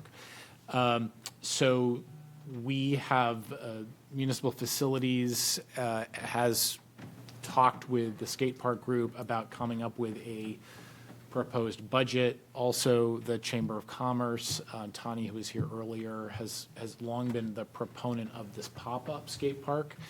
So she's also involved in looking at more commercial grade elements that could be purchased, assembled, and what we're hearing from some of the original items that we were looking at from a budget standpoint that were perhaps looked more cost effective. Because they were designed to be portable, you would have to bolt them down to the pavement, which was not the preference of Public Works, that would then have to seal those back up. in talking with people that are much more familiar with skate park construction and planning, rather than buying things that look more cost-effective but are not going to last as long, if you buy wooden elements that are the right grade, they don't have to be bolted. They're held down by their own weight. And that includes not just half pipe or ramps, but bars as well that actually can be picked up and moved around, but their own weight is enough for them to be stable when they're being used for the skating activities. So that is the current proposal, and I'm going to turn it over to Sophie if she has more to say. Sure, I have a little bit of an update because, anytime we start talking about what's happening in our downtown, Brett tends to get dragged into it. So he has actually suggested that the group look at a momentum grant to potentially fund some of the elements that were laid out. The permanent skate park people had their advisor at that meeting and really did a great job helping us locate more cost-effective but stable, I think, and sturdy. So we're going to go through the process of putting that request through the Momentum Committee and see what they think. So I do just want to talk just for a minute. Number one, to let you know that folks in the neighborhood did receive word that council would be talking about this tonight. The second, when we were talking about the permanent location or the location for a permanent skate park, the neighbors around the temporary skate park really began to communicate with us some of the things they did not like that were happening there. And so even if it's not going back in that exact location, I think we really need to learn from that. So a couple of things, Earl and we actually got out of the truck on that one and walked the site. But we talked about the fact that having it all come in at the same time is important. So it goes from not this lengthy kind of build in place, which I think we will solve.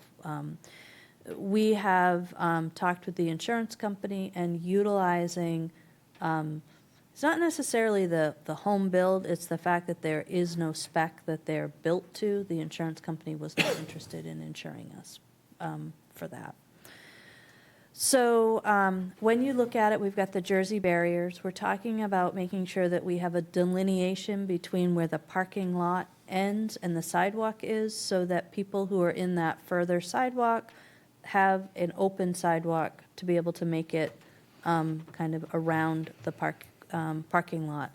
We also talked about trying to find the money to put a regular-sized trash container there, as well as a bench. One of the things we keep telling people is if we had folks in the community that were interested in actually being there, it would be helpful for them to have a place to sit if they were going to be there, read their book or do whatever. Excuse me, is there going to be public comment? I'm here to talk about, I live in the neighborhood, so it sounds like things are getting really planned, and we just found this out 4 days ago. I don't understand. Can you just go up to the podium? Oh, yeah, So- yeah. There will be, So- right? I'll just have to wait, right? So understand, my job is to bring ideas forward. Right, okay. And I didn't know how it ran, so I'll. yeah, the reason it's in other business is to give council the opportunity to talk and decide whether or not they want to make it an item, because ultimately, council has to agree to use public property in this way, and there's a formal item at a different meeting. Okay, Yep. but I will be able to talk tonight. And I think too that it's kind of what you were saying too about how we learned a lot from our previous efforts. I think community outreach and meeting with community members who live adjacent is part of the plan. I'd be surprised if I it have the wasn't. letter here, he said that we'll be able to talk tonight, right? Yeah, so let council go first. Yeah. So we heard about trash, so this would be part of a regular loop that we would do. We heard about security. I don't think that expecting the police department to be able to police this on a regular basis, given our current staffing level, is something we can rely on. I think that it would be part of the routine patrol. However, Chief would reach out to LL Bean because they patrol the parking lots next to that. We think that it would be a pretty good bet that they might want to help us with this. Noise was a concern. So one of the things that came up is that in the past, there was signage that was kind of laminated and homegrown. The idea here would be to create actual rules for using it in terms of time of day and what the expectations are if you're there, and spend the money to put it on a sign, however we get it there, and put it up. So the other issue, just because some people might be concerned, the interior of that parking lot is a stormwater feature. And if you look, there is some curbing, but it opens up. You can just kind of see the gray in the middle of the grass, and it turns into a slope. So one of the things Earl and I talked about is we would really need to find a way to make it not a fun thing to slope into our stormwater collection area.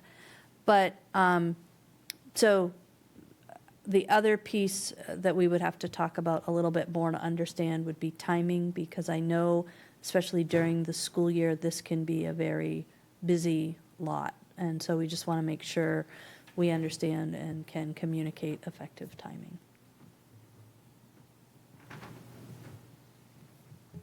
So the reason that we're all here, we've been doing a lot of running around at the staff and committee level. We want to touch base with you and the neighbors to make sure that this is something that people are interested in moving forward, in which case we'll bring back a full-blown proposal. If it's not, then we go back to the drawing board. Any thoughts? Councilor Pilch? Happy to see that a lot of the concerns that had been brought up are being thought about in a proactive way, which is great. My only ask is when we do the outreach to the community, I'd like to be involved in that, just to kind of get to know some of the folks in the district and what their concerns are, as we did with the last one. So I think it would be good if we do move forward for you and Tawny to maybe have conversations, because she had kind of committed to doing some outreach as well. Councilor Egan? Is there any correlation between this specific location of the pop-up park and the potential relocation of the permanent or the proposed permanent scape, or is that not available to talk about? I think that there is a location that has been identified that would be of higher preference. Is that fair to say, Steve? That is not in this particular location. I think that when you talk about town property that meets the criteria of the permanent skate park Pretty short people, list. Yep. I think it's kind of down to these two. The other one is not a publicly owned piece of property. Okay. I just encourage our process to, when we're talking about including input from the community, that we specifically reach out to the students and young people who are using these things and get their perspective as well. I mean, I want to be completely transparent to say, part of the reason that we want to put it kind of over here is this is going to give us some sense with a formally done process, with rules, with oversight. At least we're kind of paying, I think, more attention than we were before, to see, is this a compatible use within the village where we have residential people living. The noise is going to be different than it would be in a concrete park, though, and I think that's one of the things that we need to just keep in mind, that poured concrete makes a much different sound than wood and steel and some of the other elements. My sense also about the actual location is it's quite public, and so there may be a self-policing action that takes place just by the fact that it's surrounded by a whole pile of people, and it's easily accessible by the police and the security from LL Bean. So I do have one question. Is the blue on the map the limit of the town's property? No. No, great. No. Okay, so we're just this project, yep. Yep. That's about 3,500 square feet, give or take. How does that compare to the existing pop-up park? Is it They were bigger, about smaller? 4,000 square feet. Almost the same. One of the things about that parking lot you'll see in the visual is that many of the spaces outside the blue are done with pervious pavers. So that limits the use of those for this temporary park. If it doesn't suggest that if you were to still put a more permanent park somewhere in that lot, you could locate it somewhere else, but you'd be changing the pervious surface, and that would be more of an investment.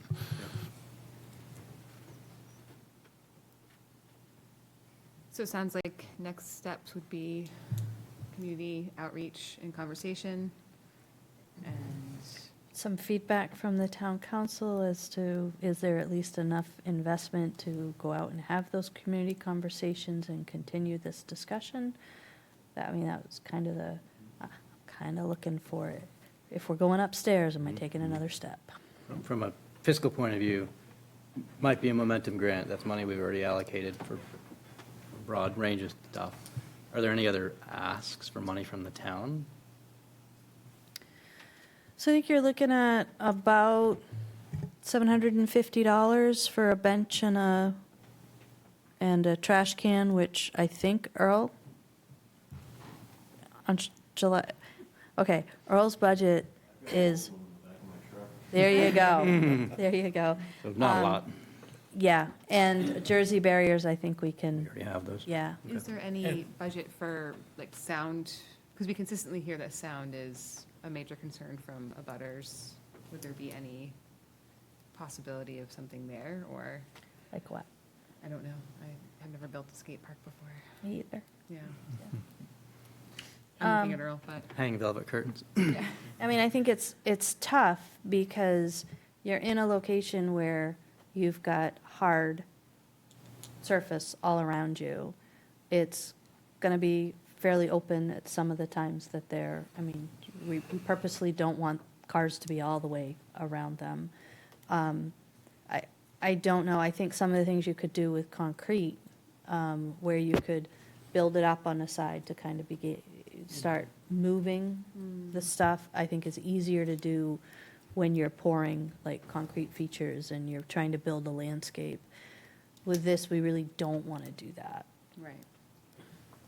I think as a test, it'll probably be pretty good, but we've got to get it'll give us more information, and it'll be short term.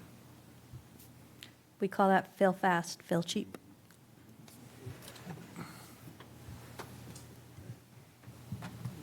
Are we all set up there? Yeah. Sheila, go ahead. And just introduce yourself. Yeah. Okay. Yes. So my husband stayed home. Hi, I'm Sheila Town. I live at 6 Cross Street, which is right. That's my house. Right now, there's a giant tent there that's there for another year and a half.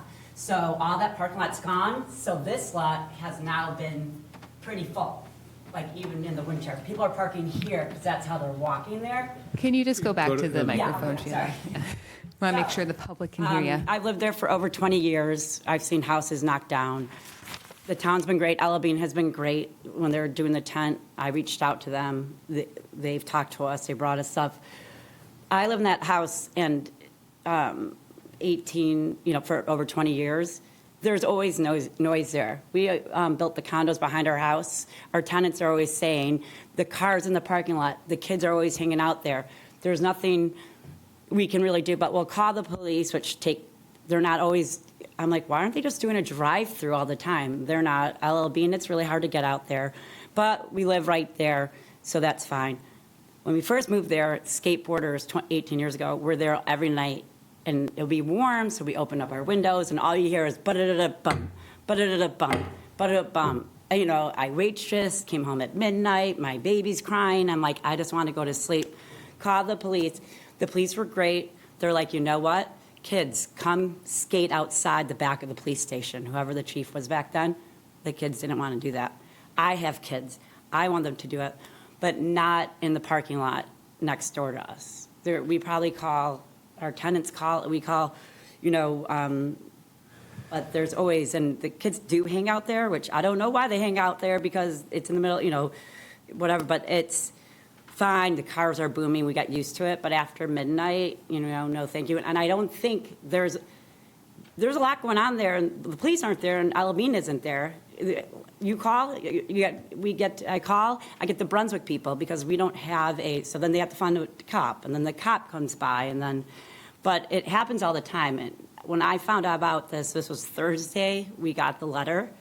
I don't think any of my neighbors even knew about it. I was just like, I didn't hear any conversation about this, and so I knew that There hasn't was a been little- any. What? This is the first time. There Oh, hasn't this been is? any Well, it sounds like conversation. it's really planned out. Like, It's because we've been talking about a location for a okay, temporary park for because some a time. location, when my husband and I just walked by, I'm like, how about the senior lot that in the summer it's not used, that back senior lot that's, here's the highway, here's the tennis courts, there's like a little swamp, and then the first houses are there.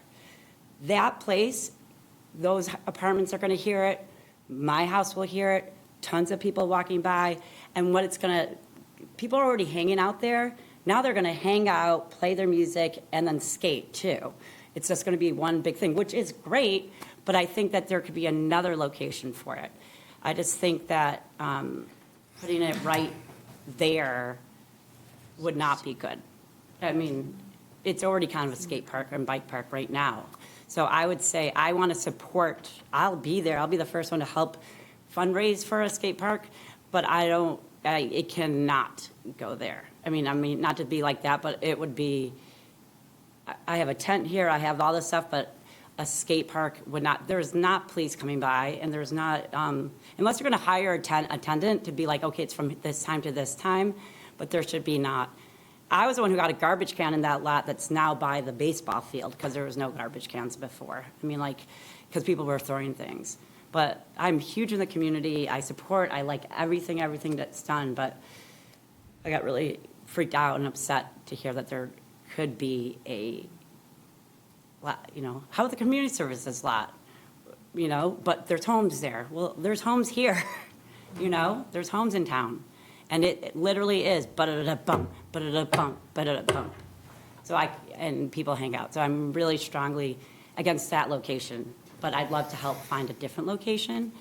Might not be a perfect solution, but please, and I'll talk to my other neighbors, but we live there. There's going to be loud music from the cars. The kids are going to rev around in that lot. They're going to do that. But if you build it, they will come, and there's going to be lots of noise. And unless someone is going to be making sure kids aren't just playing music while they're skating. And there's a lot of people walk that sidewalk and stuff, especially now with the tent there. There's a lot of things going on, and I just think it'd be better. I mean, that senior lot in the summer is not used. It's by the tennis courts way back there, not the teacher lot, but that lot is available. Where is the senior lot? What do you refer to? Senior lot is right behind, if you go down the high school. It's on RSU 5 property. It's RSU, so is that different than town? Correct. Okay. And it's not available. It's not available, because that would be a great lot, but, and I'm sorry that I'm kind of being passionate about it right now, because I just didn't even, like, seeing this made it look like, oh my God, they're doing this. This is like built, and I understand, but yeah. Show me the other spots you're thinking of. Like, is this the only spot right now? So this conversation's been going on for 10 years. And just to give you some context. I was excited about it. I think every single person who lives near any proposed site, the response is, I love the idea. I love a skate park. I'm totally supportive of the skate park. I will be the first to support it as long as it's not there, wherever there is. So this is the challenge that we have been going around year after year after year, is the community says collectively, we want a skate park, we want a place for kids to do exactly what you're saying, is hang out, Right. play their music, Yeah. be actively engaged as a community in a fun, safe location. But every time we actually say, okay, we want to do that and we want to do it here, and it's not the council, it's the group that's been proposing it, every time we get there, there's some barrier that says, well, it can't go there. Yeah, that makes sense. Bath, the town of Bath has a great indoor park, which is great. It's their kid center. We don't have that. Is there, if you wanted to do it in your parking lot here, why don't you do that? But we're the farmers, well, you don't own the farmers market land. Do we own do you own? Okay. But then there's houses here, you know, like, it is a really tough thing. That's what's hard about skate parks. It really is tough. But it was why are you switching it from where it is now? Because people were complaining? There, And the train, the Right. train authority didn't want it there either. Right. yeah. But I think especially people like me who live in town, like I said, I built, but 3 houses were torn down since me. Now there's a tent right across the street, but we're there.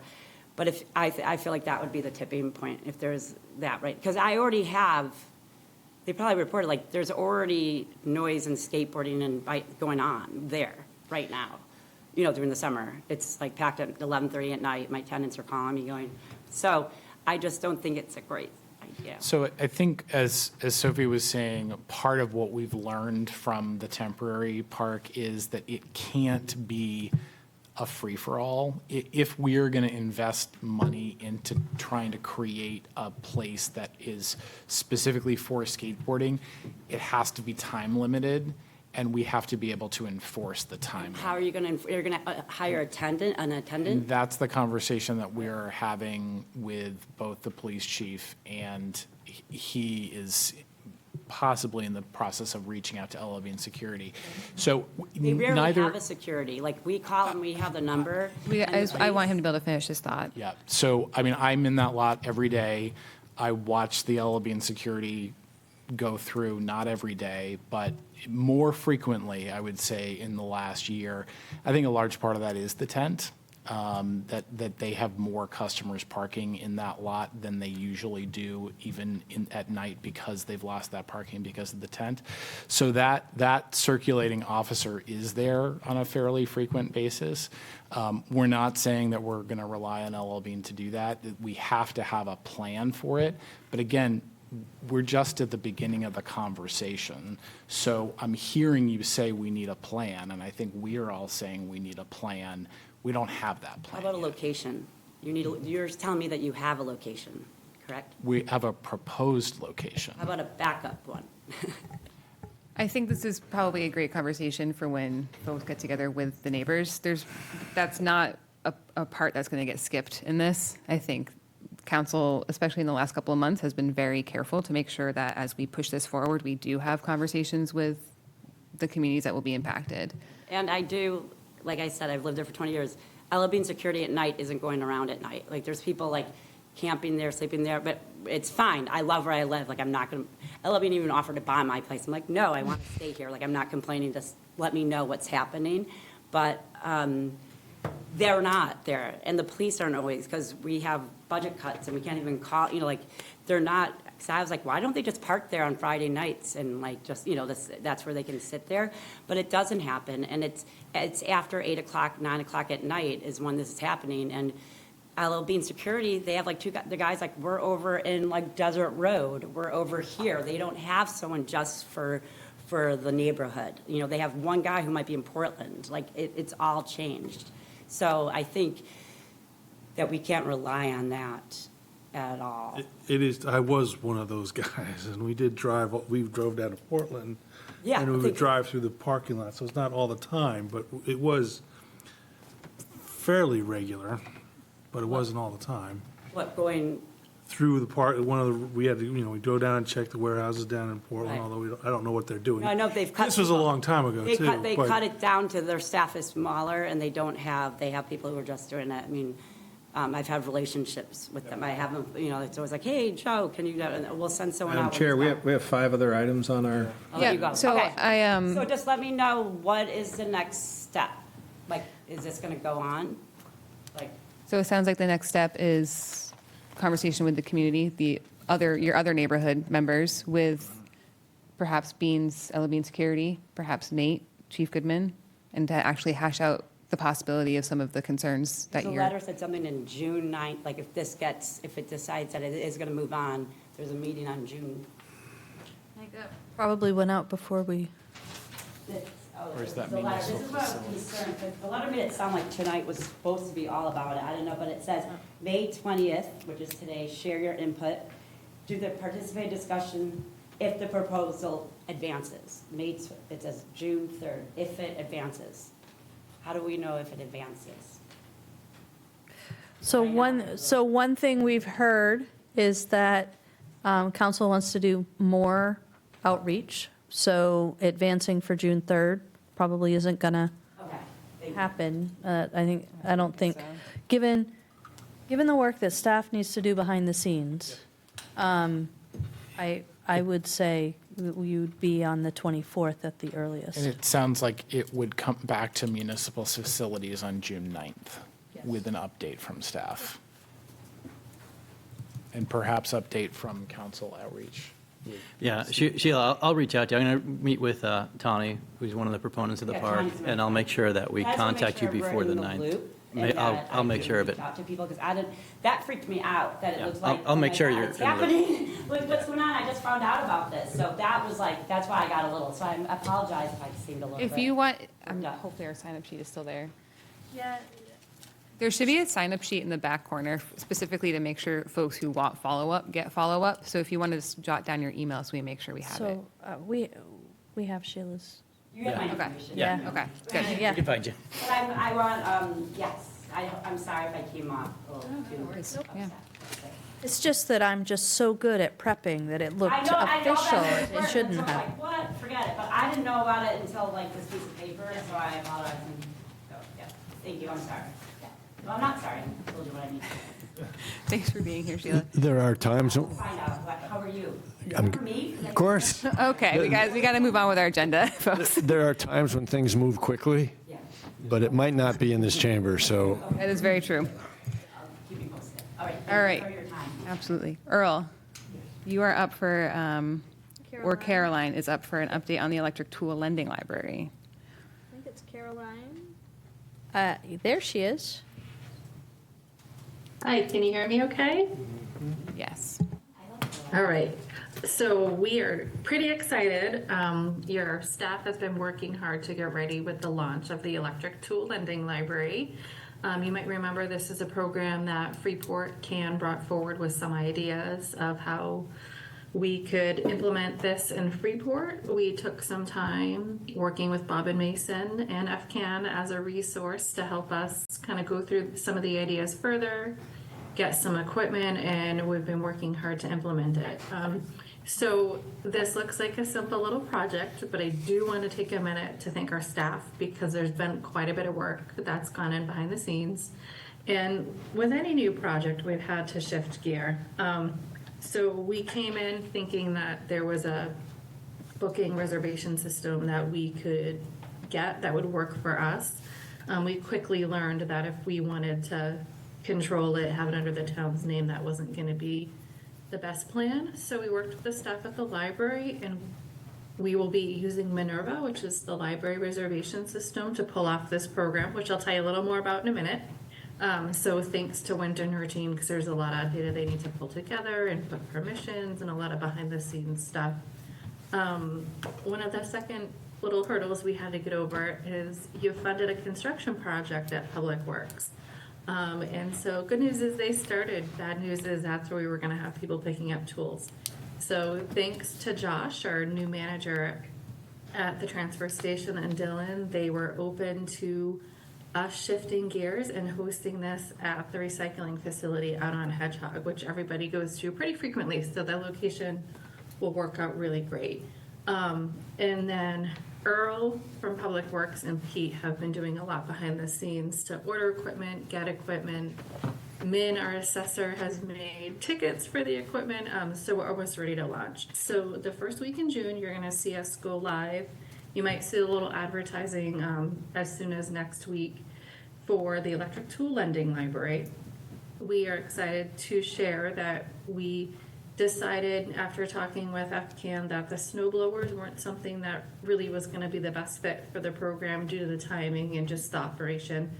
And we actually didn't need the shed. So we had some additional funds that we could use to get some additional pieces of equipment. So we're gonna go live the first week in June with 10 pieces of equipment. We are gonna have mowers, a variety of blowers, string trimmers, and hedge trimmers. Our residents that are 18 or older and have an active library card will be able to go online and make a reservation. We're gonna have to start small. You know, we do have limited staff at the transfer station and we need to work within their peak times and what will work best. So the program's gonna start, you'll make your reservation online. We will have a pickup day on Friday and a return day on Wednesday.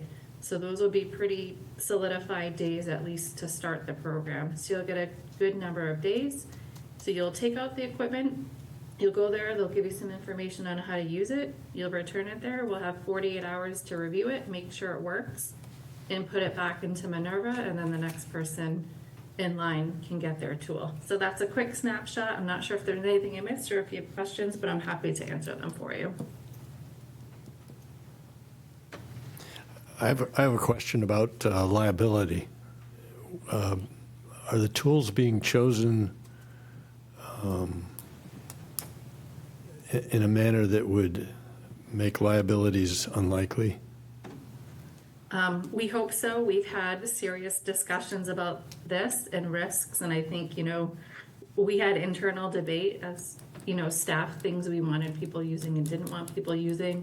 We've been working with Maine Municipal Association, who does our insurance. They have the full list of equipment. And we do have a use agreement that all users are going to need to sign to help protect the town if something goes wrong and to acknowledge that they're going to use it for, they're 18 or older, they're going to be the ones to use it and for residential purposes. So we did have some legal work done on the use agreement that all users will be signing to further protect the town. And every tool goes out with a manual or a QR code that gets you to the manual to be able to use it. Yeah, when you go into Minerva, there's going to be a link there. You can click on the manual and read it even before you reserve it. And the other thing we're working on, Pete's helping us get some of the printed material, Flyers website, but we're also going to be working to get info sheets that we're going to give out with the use agreement on the back, and then on the front we'll have QR codes and website where people can get more information on how to use the gear.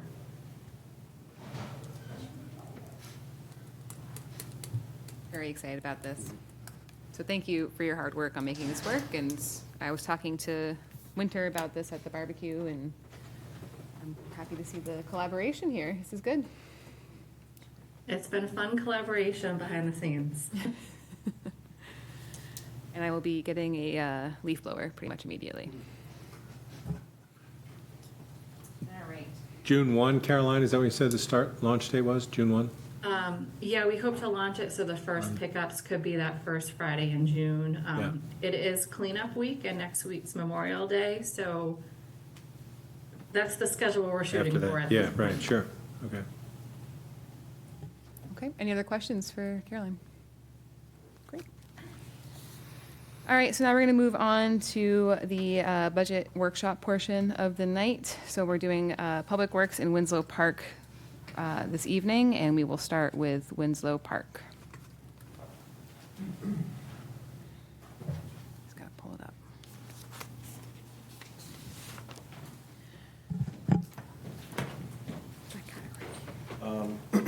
I don't have a ton to report. Jessica had done some changes based on basically salaries, essentially, right?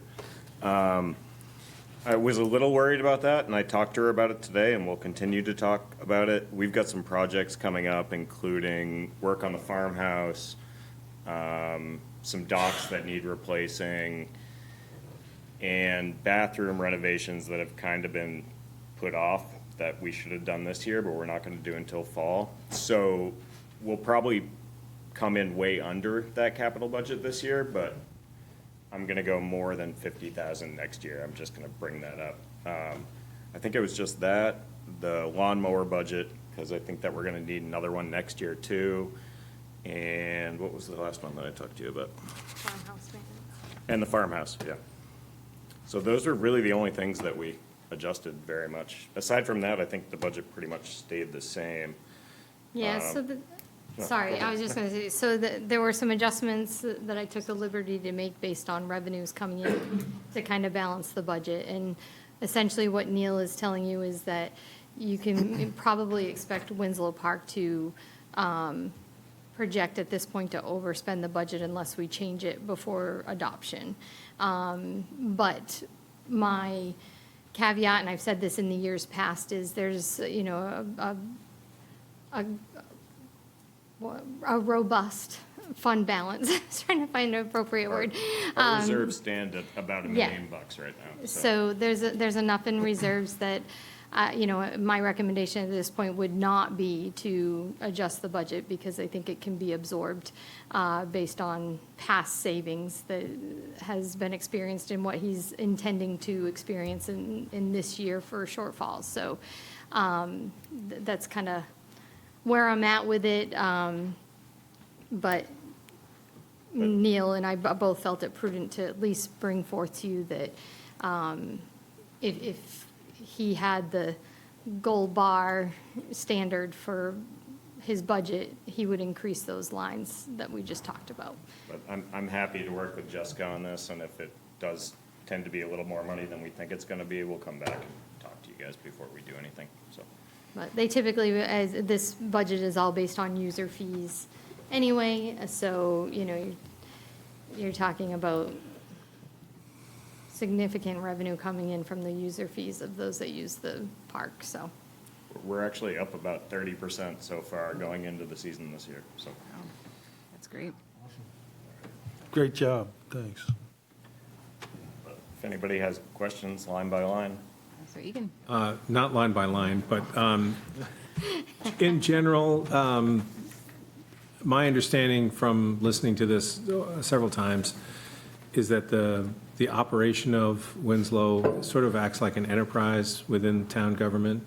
So operational costs, you raise the money from user fees and other income that you generate down at the site, and then that's your budget to operate. Well, we have our specific bank account that everything goes into. Right. Everything goes through the town hall and through Jessica, but then at the end of the year, we essentially have to pay Yep, the most town of that for it, back, yep. if not all of that back. Yeah.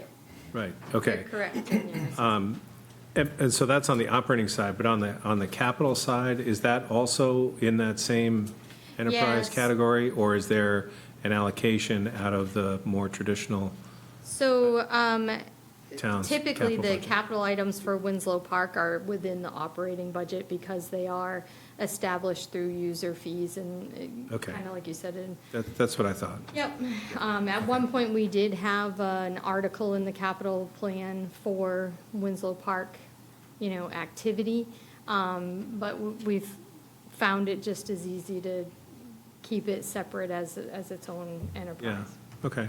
The bottom line that I'm getting to is my knowledge and ability to review the numbers that you just talked about and give you any advice doesn't fit between my two fingers like this. I would count on you to say, Neil, here's what we need, and which you've done year after year after year. So I'm not concerned if there's some adjustments that you've got to make, that we start with X in the budget and you find out somewhere during the year, we need to make an adjustment because A, you already mentioned you've got a robust reserve, and B, you know much more, much closer to the details of what's I'm happening just a there. little worried where we adjusted it down to about half, that I don't think that's gonna cover what we need to do going into next year. So I think we're gonna come in under budget this year. Right. And a little over next. And that's part of why the adjustments were made to begin with, right? And Jessica did, So and I it's- did 'cause discuss things this come this up. afternoon. Right, So- okay, great, Yeah. thank you. And I'm happy to work with Jessica, and then we can work with you guys, so. Do you feel like you have enough for the farmhouse renovations? Because I know you're pretty frugal, which I love. Yeah, but I also know the farmhouse is pretty old, needs a lot of work, and. 5,000's not gonna cover it. Yeah, yeah. 15's not gonna cover it. We're gonna have to dip into capital budget to get into that one. It's, Okay. you know how quick that stuff adds up. Yeah, I was looking at the 5 and the 15. I mean, I remember when we did the hard cottage kitchen, I was 15,000 turned into 30,000 real quick. So. And I think I like the way Jessica and Neil kind of work through this together, because when he has needed things in the past, he's able to kind of cost it out based on what's happening on the face of the earth and what his needs are at that time, and then come to council and ask for that specific need. It's got a project associated with it, and it kind of moves forward. So I like that, and it's my 2 cents. Yeah, I concur. I'm glad to hear that that's being worked out, and the last thing I think any of us want to see happen is that something's not working at Winslow because we didn't make a timely decision on something. So you've got the ability to work it out and balance the budget with our expert here, then I'm all in favor of that. We'll work together to figure it out. Great, any other questions? Thank you, Neil. Can I take those? Look forward to the summer down there. Thank you. Thank you, Neil. Thank you. All right, now we're on to Public Works.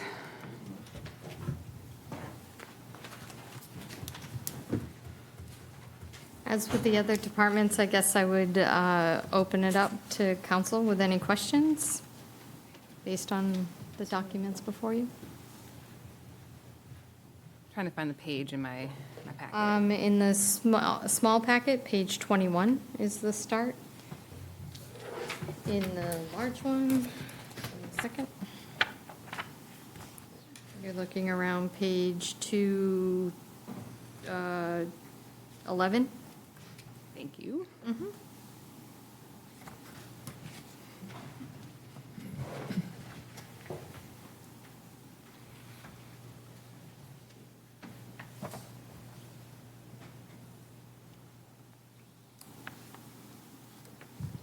I'll start line 1.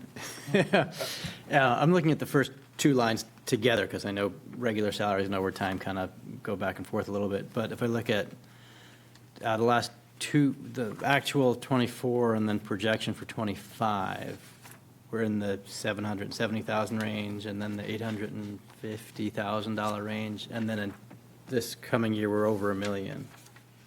So are we adding a lot of staff, or are these just step increases? No, well, what you're seeing in the past numbers is vacant positions that had yet to be filled, or someone left and it didn't get filled before the end of the year. And what you're seeing in 2026 are the impact of those becoming filled, as well as some step increases and classification changes.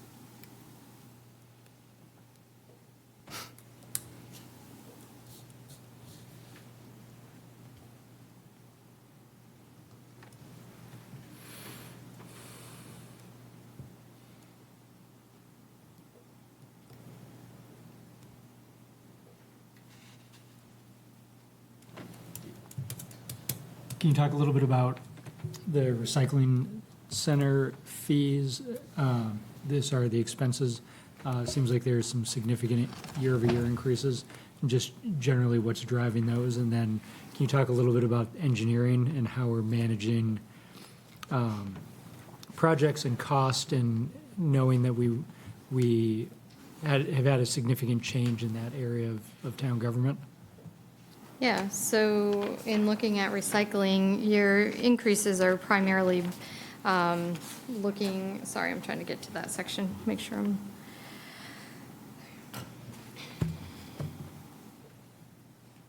So the increases primarily with recycling have to deal with the increase in the tonnage costs, as well as the tonnage that we send to EcoMaine, and aligning to those actual tonnages that we experience, as well as the increased fees to bring that tonnage to them.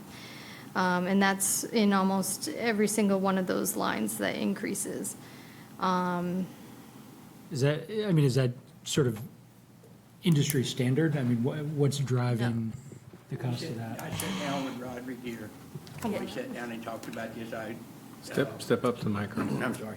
So I sat down with Roderick here and we talked about this and used his expertise of what he visioned the price is going to. So we sat down, I think we met 3 times, and he was basing his information off of all of his years of experience. So he was the one that guided me a lot on what we needed to increase. He's a little concerned that these might not cover everything. So I would just kind of refresh your memory to when Rod came and talked with council in our capital discussion. There are a couple things happening. EcoMaine, which we're a part owner of, that sets the tipping fee for both recycling and solid waste, has just taken on a pretty significant debt and a capital upgrade. So they are repositioning even the solid waste fees. Everything is going up. The industry of recycling, it tanked a while ago, so you've gone from a commodity that they used to be able to take in and make money on to a commodity that they have to pay a lot of money to get rid of. We are expecting over the next 5 years to see our tip fee, which is in the $65 range right now, go to about $113 a ton. So I think that aspect is considerable, and we should actually consider, we should really be keeping in mind that tip fees in general are going to start going up, which is why, as a community, we should probably be focusing more on the reduce your waste as opposed, and then go, recycle, yes. But I think we can expect to see solid waste costs continue to rise. The other thing in this particular department, it's kind of lost in the budget because we reclassified a department manager or a higher level department overseeing this to a lead that reports directly to Earl. But we're also bringing, these were some of our lower paid people, and we are adjusting them on the pay scale to bring them up a little bit.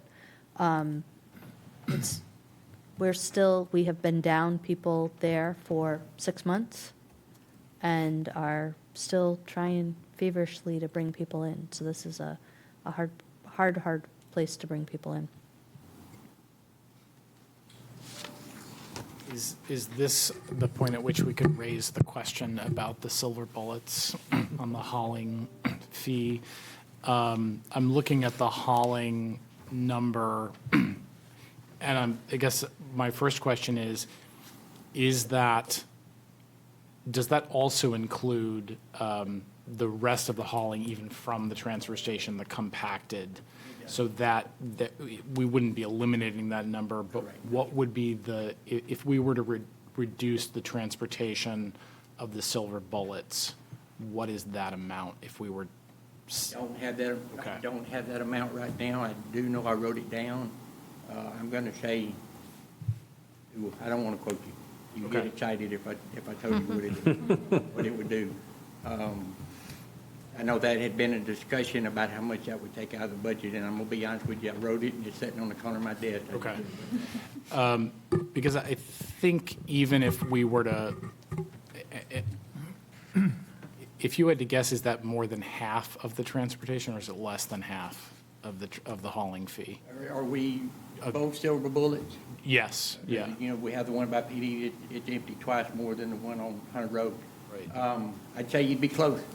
Close to half. Be real close, because it hurts my feelings, to be honest with you, when I see that truck every 5. They deliver at my shop at 5 when I go to work. And when I hear that go down, I think dollar sign. So, close to $60,000 is what we're talking about. There's also tonnage in there too, so to the degree that we can start encouraging and incentivizing organic compound waste separated from municipal solid waste, that tonnage goes way down. at the other end, down at Eco Main.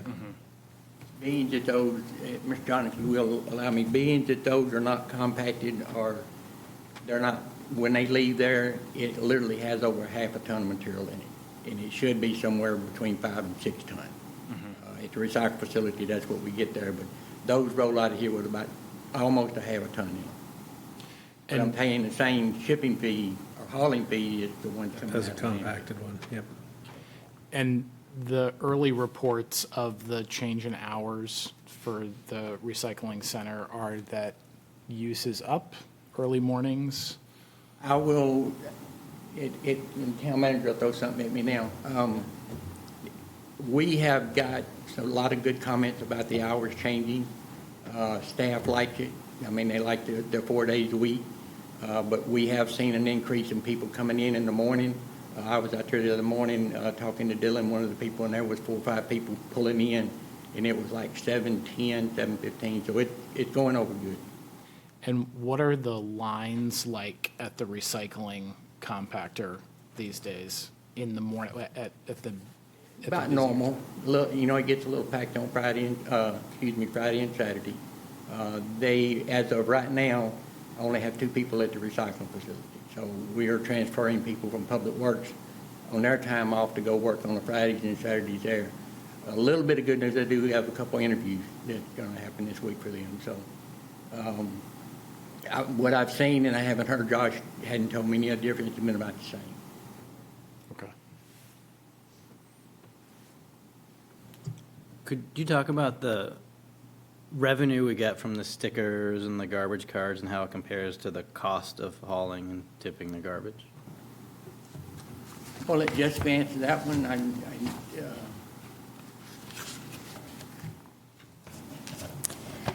So in looking at the revenues for solid waste, we bring in about just over 200,000 between the residential fees, hauler fees, and the recycling fees.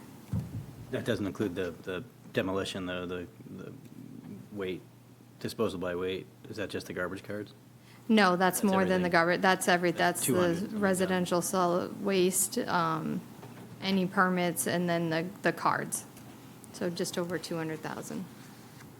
Got it. And the cost to dispose of that, that's the demo tipping of 100,000 and some of the hauling. Yep. And what's the difference between the tipping fees, demo tipping, and the recycling tipping? There's 3 tipping. 3 different types of waste. That's So, bulky waste. yeah, the demo would be your bulky waste. So tipping fee is where the garbage is. Yeah, tipping is when you go to process it, you tip it out of Yeah, the no, truck. but the tipping. Where it's listed as just Just tipping, tipping. that's Yeah. the residential. Yep. As opposed to the demo tip or the recycle tip, yeah. Okay, thank you. So is where you're going, do we need to be charging more? That's where I was going. So if we're bringing in around 200,000, the residential tipping fee is 172,000, and some portion of hauling is in there too. So it But seems like we're per close. Per the charter, we can't charge for processing, correct? We can only charge for the hauling, correct? For the Freeport Town Charter. And so that includes with the demo tipping, the fee by weight is essentially still the hauling fee, it's not the tipping fee. Is that correct? I heard you correct, yeah. There's a But demo isn't that, tipping. but if you're, 20 years ago. What's your question? I know, but you just said that we can't pay the process, we can't charge for the processing, we can only charge for the hauling. Only for the hauling. Right. So where we are, sorry, so I'm talking about the income, when we're charging people by weight for what they are dropping off in bulky waste, what we are charging for is the hauling of the bulky waste, not the processing of the bulky waste. Does the charter restrict bulky waste or just residential waste? I'd have to go back. I have to go back and look and to see if it's solid waste, because it all would qualify. Could be both. It's probably solid waste.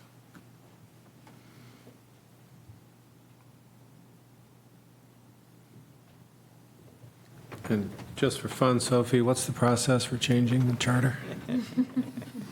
We have to have, it depends. We'd have to hire an attorney to come in and tell us what that looks like, is that kind of the thing? Yeah, I mean, I think it would depend, because you can, and I always get it right, amend or revise. And in one of them, if it's minor housekeeping, you can do it with the council, just going through a process. If it is a more substantive change, you would have to go through the process of impaneling a charter commission, and once that happens, it really is out of council's hands. I'm not suggesting that, just for the record, Chalmers, I'm not talking about changing the charter at all. And Just I've wanna know what the never process was. seen a charter so explicit in Yeah. one thing like that, so I don't know if the argument would be made that the voters were so impassioned about that and not just making it an ordinance, that it would have to go back through a different process or not. Either way, even with a council-led, it still has to go to referendum, but I would want to know what you were going to want to do with that, and I'd want to ask the town attorney for some guidance. I will also tell you there are some other things that are probably overdue in your charter to look at, that this might be something you want to talk about in an overall discussion. Thanks, John. And we have to do that. But I think to your. We're not talking about changing anything with the trash, I just want to make sure that's clear, we're not talking about that. To your point, Sophie, about if the only way that we are, as a town, are going to save money on the tipping fees is to reduce the overall amount of waste, there isn't really an individual incentive to reduce an individual's waste if the town is essentially subsidizing Correct. everyone's waste disposal, and most of us are not paying any more for hauling per pound, per bag, per anything. It's a flat fee that you're paying for an infinite amount of waste that all of the taxpayers are then paying to dispose of.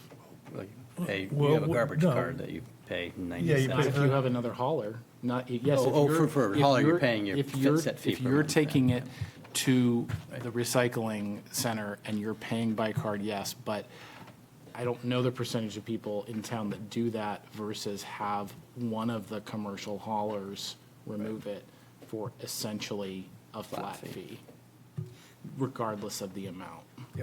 For what it's worth, the way it's worded, it says that in the charter, the town council shall not enact any ordinance transferring RWS disposal costs to the people by enactment of a user fee, pay per bag, or other new tax. So there's some latitude in there, I think. It might read. I didn't say that.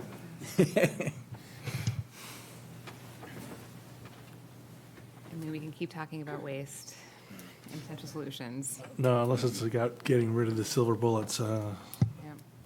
We do kind of keep kicking that one down. We did it with two, and when we got rid of two, we actually improved how much we were saving going down to the on-tipping fees and hauling fees. It actually went, we increased our revenue because everyone was going there. And we're transporting a lot of air down. Yep. I found Rod's charts and numbers that he had prepared for us. It looks like, I'm reading it right, hauling cost for West Street is $44,000 and $26,800 for Hunter Road. So add those two together, it's about $70,000, almost $71,000 on He also hauling costs for those two. Presumably some of that would increase the hauling cost at the transfer station, which is now $17,400. But not that much, because each one of those is half a ton versus 4 tons, and he did say that we should get rid of those.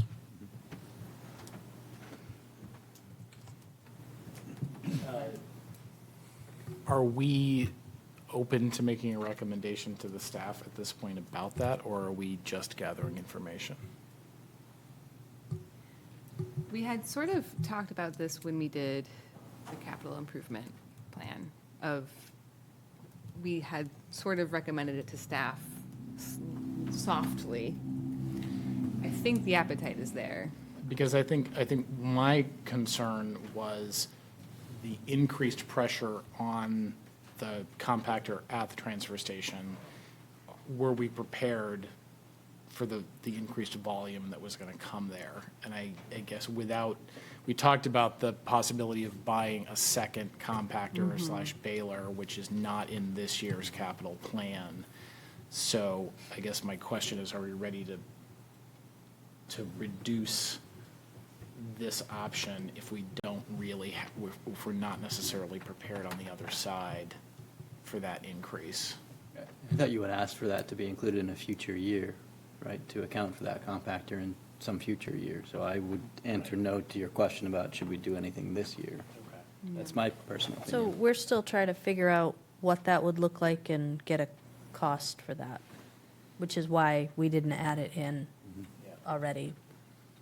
So we would be looking probably at 28. Correct, ma'am? Yes. And any decision on silver bullets, you're saying we'd wait until we had greater capacity at the transfer station? That's, my hope was that we could do it all at the same time, but I also think, as you said, we're sort of kicking the can, both literally and metaphorically, down the road.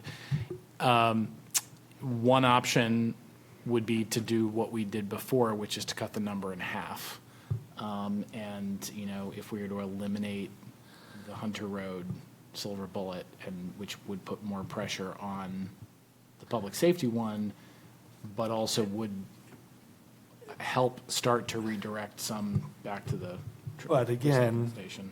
it's only half a ton that's going down there, and what will happen is we get rid of Hunter Road, this one's only going to double the amount of time it needs to be hauled down there because it's going to fill up every day, twice a day, probably. And when we did, it's only we're talking about a half a ton. And one of the problems we had before is that our hours of operation were not reduced, but they were different. Now that they're expanded, people can get there before work, which is where I would prefer to take my waste instead of having it in my car the whole day and then taking it to the transfer station. So I've always been for getting rid of them because of the expense. The convenience, well, that's what we're dealing with, but having the transfer station open longer makes it easier to do that. And also, I get to give you information, and you're the ones that have to make the decision. So one of the things me and Josh has talked about is if you took the material that's out of the two silver bullets and brought them, you're talking about less than a ton of material that would be coming there that you would be compacting and sending it back in a larger load. I believe with Josh that it would create lines out the gate. You may see a small backup, but you're not going to see lines like we do on a cleanup day. If you were to take both silver bullets out and do that. Now, that's just information. I don't get to make that decision. Unfortunately, that's you. Just to clarify, you're saying we would not see lines out to the gate? I do not believe you would. We're talking a half a ton of material. One at my facility is unloaded every other day, so now you're down to a quarter ton of material a day. And probably a little bit more than that at the PD building. So I don't think you would see lines out the gate. We would not anticipate seeing. We cannot guarantee that, but we would not anticipate. So maybe just to speculate for a second, if we were to do what we did last time, which was to cut the number of units in half, and so we only have one, and I would agree that the Hunter Road one is probably the one to cut out, and that means that the one over here at Public Safety fills up. But what if we do not increase the frequency of hauling that unit, and that sort of is a soft incentive? Oh, this is full, I'll have to go to the transfer station at the hours that are specified. I love the theory. I maybe like to give you some insight from the public safety building that we've heard in the past, when the bullets first were cut in half, is that stuff gets left outside. gate. Yeah, it gets left outside the bullet, and it starts to stink, and it blows into the building through the HVAC system, and it becomes kind of a smelly situation I think it could be to deal with, an especially in the heat of the summer, I'm just going to say. I think maybe over time you would see a change in people's Maybe over behavior, time, at but you would first, yeah. definitely have people putting their feet down that's, yeah. No interest in taking your trash to a Yeah. second location. Do we want to go ahead and ask Jessica, I don't even know what the process is at this point, of amending our longer-term capital plan to include an amount with, Earl and I are going to have to push a little bit harder to get a number to be able to compact at the another container, because if we did that in '27, then it would be available in '26. Yeah, so I guess where I would leave it with you now is the plan itself has already been adopted. What you're going to do in June is just appropriate year one of that plan. So you're kind of indifferent. If you choose to direct staff to advance the purchase of additional compactor, it will just go in next year, or into whatever year is slotted reasonably for us to get it done and in, right? So it's obviously wouldn't be 2026 because that's the plan you're going to appropriate year one, unless you wanted it done now and you amend your appropriation for year one of the plan. Otherwise, just next year, we would put in the price of the compactor, which would get adopted as the plan and then appropriated through the budget process, just like we're doing now. I guess what I'm saying is there's no need to go back at this point. The plan's been adopted. If you want to do something for FY '27, we would just put it in for the FY '27 plan. Or we go with the numbers that Earl's presented, that it's not going to be a significant increase. We try it. And then if it does create problems that we think would be solved by a second compactor, that gives us more information about whether it's worth putting that in the capital plan. Right. I agree.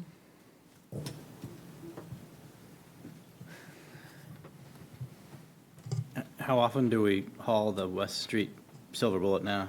3 times a week, 4 times a week? 5 times a week already? No, not a lot of extra room there. 5 times a week of air. 10% capacity, 15% capacity. Wow. And the one over at Hunter, I pay a little bit more attention to because I'm there every morning. I've seen it hauled where I can still see air through the doors when it's out. So it seems like there's an appetite to remove a silver bullet. It's, yes, it's, do we do it now? When do we do it? I would just echo Jessica's comment that if we remove one, are we creating a problem at the other one by trash on the ground and just a bad service ethic by saying, I try and use it, but it's always full. Signage and a camera? If I had to, maybe offer a little suggestion from a financial or budgetary perspective, obviously it's not a procedural perspective. But, I would recommend, I guess, that if you wanted to make that type of change, that we would leave the budget accordingly to determine the impact and whether or not there was increased hauling needed on that one.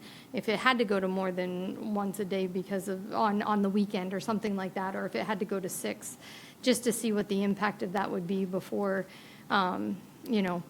making a change and not really knowing what the public, output would be by reducing down to that one. So to echo another wise comment I heard tonight, what about failing fast and failing cheap and trying it for a month? Yeah. Maybe not in the peak summer, but in the fall, or can we do that? I'll give you my last suggestion. Please. I would leave the budget the way it is. Me and Rod spent a lot of time trying to get those numbers. Do away with one silver bullet and see if it works. If it don't work, all I gotta do is pick the phone up and have them deliver it right back. Yep. So if we want to try this program, that would be the way to go about it, and have a fail-safe in case something does go wrong and it does back up. And hey, y'all, they'll gladly bring them down. Yep, and I really do think that we won't know unless we try, so. So if a change such as that is made, what type of public outreach is, is there a sign left there? How do people know what's Sign going at the on? location 30 to 45 days ahead of time. Yeah, I was gonna say, I think last time we did a public outreach, and whether, social media posting and flyers posted, all public buildings had something posted, And I think it would be. Bullets that were left, there were signs on them that these two bullets is leaving, and you could go to the other two Yeah. locations. Yeah. And I think it would be important to include why. Right. Why we are doing this. Town's effort to reduce tax burden. And- We're getting rid and- of inefficient. Inefficient waste management. Yep. Yeah. It's sustainable and responsible. So the problem is we're shipping air for a fairly hefty fee. Yes. So are there solutions in the industry that solve that problem by, a built-in compactor at the silver bullet sounds dangerous, but. Yeah, so we thought about that. We talked about that. We talked about that with Rod. And I think the concern at the end of the day is you can recycle more efficiently at the transfer station because you have a compactor. The idea of even trying to lock out, do like lockout tagout on a compactor that's left unattended in the public, I just, Well, there's the other aspect that at the transfer station, they can watch people put stuff in and make sure that it is not contaminated. Right. Correct. We don't do that at these two, so Right. not only do we deal with the cost of Right. the tipping fee at Eco Maine, but we also deal with, if it's contaminated, the tipping fee going to Solid waste. solid waste where we, Way up. yep. Right. And And so, sorry. I'm really for, if we're going to do this, put signs out of both of them, get rid of both of them. The half measure may feel good, but I don't think it's going to work. Or it doesn't work, because it's going to be left out there, and we're going to be doing this, and then we're going to say, oh, nope, let's put it back, where we really need to just get rid of it. And that's why I think a month probably wouldn't be long enough if we were to trial it. And I just want to confirm that if we did decide this was a horrible mistake, it's easy to Get them it back, yeah. Yeah. They like being paid to drive up and down the road. That's true. With air. I wonder about, even if we were to reduce one first with it's clearly, I think, the intention of the council to do away with both of them. I mean, that's what I'm hearing. Yes. So it would seem like we need to start messaging that is going to happen, that is the plan. And to give people time to adapt, sure, you're going to have X number of months to still use this silver bullet, then it's going away, and then there's this. And if it's full, the solution is not to just leave your garbage, or your recycling, it's to take it to the transfer station, because eventually you're not going to have a choice. Like, it's not that this is going to be full, it's that this is going to be gone. So somehow we need a plan to start shifting that behavior. I do think regardless of how we decide to do it, we need to engage our communications director to a lovely infographic sign that's not just a sign that says this is going away.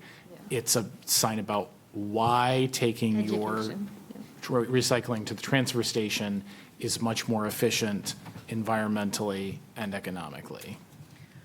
So can we maybe. all agree that so Sophie will work with staff to get that going? Yep. Okay, so that'll be Earl and Pete and Yep. the whole crew.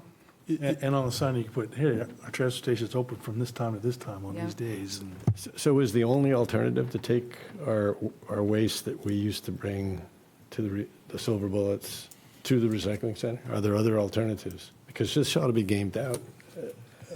You can burn them in your backyard. No, Absolutely but private not. haulers. I'm Well, dealing with that the was the old consequences of way. someone doing that for years. Yeah, I mean, you can have your recycling picked up by Casella. Right. That's another option if you go with that. I mean, shouldn't the messaging be broad-based? In other words, offering the whole range of possibilities, because we might be pinched pretty hard by response. It's all to the recycling station. Well, we know what that pinch feels like too, Steve. Yeah, we've already been through that once. We've been through that about 5, 6 years ago. And there wasn't even a discussion about it. It was rumor. Thank you, and include other options as well. Huge perhaps. outcry. So I guess we're going to Like, it's tricky with Yeah. private business. It's very tricky when you start advertising or referring people to specific private businesses. You could just say that you could also find a private private hauler. hauler, Yeah, yes. and not actually call it a specific company. Yep. Sure. Yeah, that sounds good. Perfect. Um, It's a really hard decision. And we all wanted to make it so fast. And you made it without actually having to raise your hand. Imagine that. I'm also hearing that I was kind of sensing a consensus. I don't think the consensus is entirely there because I certainly am hearing Councilor Brown's reluctance to quite make that decision yet. But it sounds like the situation is we leave the budget how it is, but we look for an operational solution sooner than later. And are we still exploring the trial basis? Try it out for a month or a couple of months? Well, it see how sounds like works? Or are we don't even have to define a whole hog? timeline. It sounds like if it really does go horribly for some reason, then we can get it back. So, yeah, I guess that's my question, because if we go through the process and we say, we're going to do this for the next 2 months or 3 months, just to see how it works, and it works great, do we then want to go, Yeah, fair points. Don't put an end date on the Yeah. sign. Yeah. Just saying we're making this change. we're making this change? If you hate it, here's your counselor's number. I would never Something do like that. And it will never mention that they can come back easily ever again, because then folks will just push. Other than you just mentioning it now and Yeah, 3 other people again, on mentioned it record, again. yes. All right, anything else?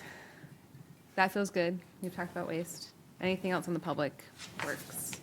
Matt, I'm sorry, I know you had a secondary question with engineering, but with all the discussion, I've lost what you were asking specifically about looking at engineering. I just wonder, so it looks like contracted services is going up significantly. How are we managing the workflow, knowing that we had a significant change this last year with staffing to engineering? So it's more of a general question Yeah, I as can to- take that one. I'd be happy to take that one.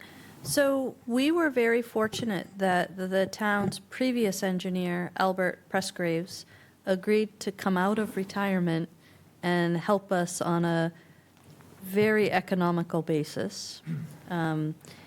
He's been charging us anywhere from 16 to 20 hours a week, and I say charging us because all the work seems to be getting done. He has given me notice that he would like to transition back to retirement.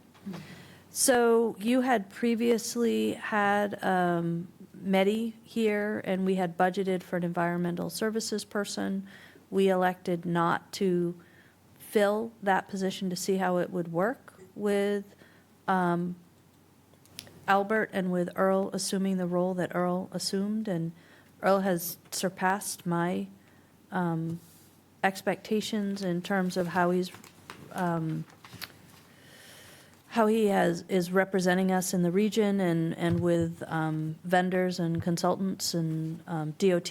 So I really, where we kind of came down with Albert is for this budget that we're looking at now, transitioning that environmental services position that's already there, and having that person work with Albert for a month or two to learn the stormwater MS4 permit work and then this person would take over kind of the environmental regulatory pieces that we have and also support the other work that that environmental services person was, the MEDI kind of work that we had anticipated. So moving the climate action stuff forward, moving, assisting with the regulatory compliance, and quite honestly, working in that gray zone between the engineer.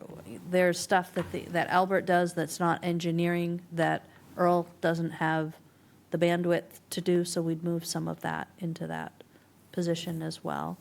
So the thought is, we're not exactly sure how much environmental engineering support we are going to need, because in the last year, Albert doesn't have a stamp anymore, so the only thing we've needed were things that absolutely needed to be stamped. Albert could do everything else. The person that we hire for the environmental services position at the pay rate that we're looking at, the kind of other services, would not come with a stamp. So we know we'd need some environmental services work.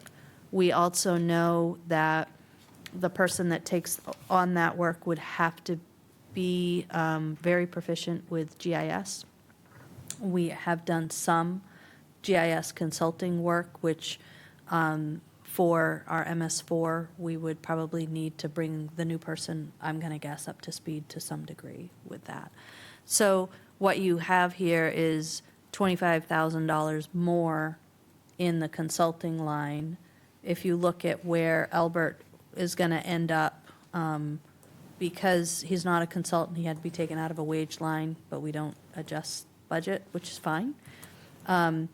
So the idea was to put in a little bit extra there, and also a little bit of extra support for Earl as he tries to move through this backlog of projects that he really does need some traffic assistance with and some other support. So that's kind of the idea there. Good answer? Okay. Thanks. What, the contracted services looks like it's projected to be $2,000 for all of 2025. Yeah, so Albert, when we initially passed the budget, we were thinking Albert was going to be a contractor, because we weren't sure it was going to be Albert. But when he came on as a part-time employee, because he doesn't hold professional license. So that's why you see $50,000 we expect we'll spend, and the contracted services line. So it's about 52 that we've spent with Albert here. So the $75,000 for next year is for pure contracted services for an Yep. engineer with a stamp. With a stamp that's going to bill out at a higher Got it. hourly rate. And But then there's another position. so there's a position that's already in the budget from last year. I see. Got it. That Okay. we elected not to fill. We wanted to use Albert to help us truly understand what we needed before we filled a full-time position. Thank you. You're welcome. Just to clarify, that position, where is that in the budget? The environmental services is in the planning budget. Thank you. You're welcome.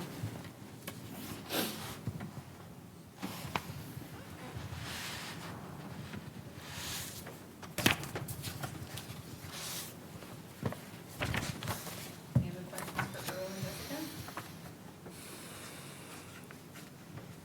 Okay, well, we will see you on Thursday. Absolutely. Yes, I have one more. I still have Hunter Road Field. So if you have any questions on it, I'd be glad to answer it. That budget pretty much stayed the way it was. I will give a little advice. We will need to raise a little bit more to that, towards that project next year, as we're starting to try to do maintenance on the buildings, painting them. 10 grand don't go very far when we're trying to paint them, because the rest of that is the contract that we have with RSU 5. So the big number up at the top is used for that only. The 10,000 is what we use to maintain that facility out there, and that don't go very far.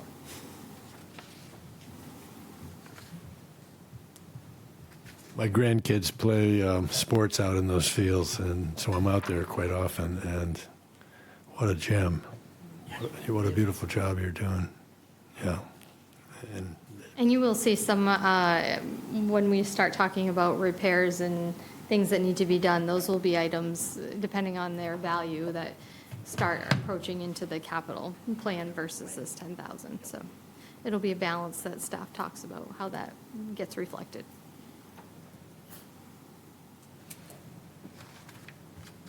The only other one I have is buildings and grounds. Nobody mentioned it. Any questions on it? That's 0107, which on the small packet is near the beginning. That's on page 8, I believe.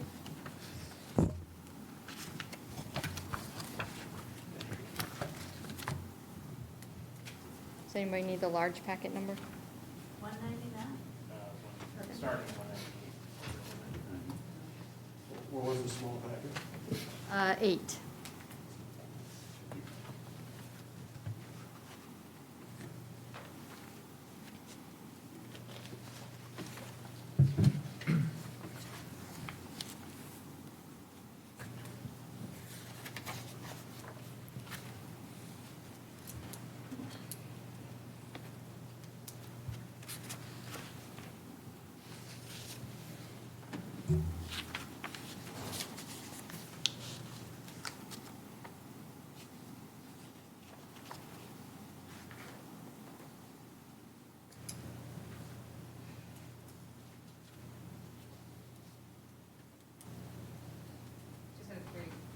Just out of curiosity, the fire prevention, what's going on there? Yeah, so that's maintenance and tracking that needs to be done. Earl can probably speak a little bit more eloquently about it, but it's essentially maintenance that needs to be done on our fire prevention equipment that we were maybe unaware of prior to. I would assume that includes all the routine things as well, like it's all the fire extinguishers have to be checked, all the sprinkler systems have to be inspected. That's correct. And then there's actually repair work to do. That is correct. There will, again, we'll be talking next year. We have took over the monitoring of all of our own buildings. In other words, we used to pay for that. Now we're doing it, so Seacoast Security, there's a fee that goes to them for every one of our facilities, including Hunter Road Fields. Now, Hunter Road Fields was not on that list. It is now. So as we transition over to this, we're hiring an outside vendor to service that. I'll be coming back to you with budget.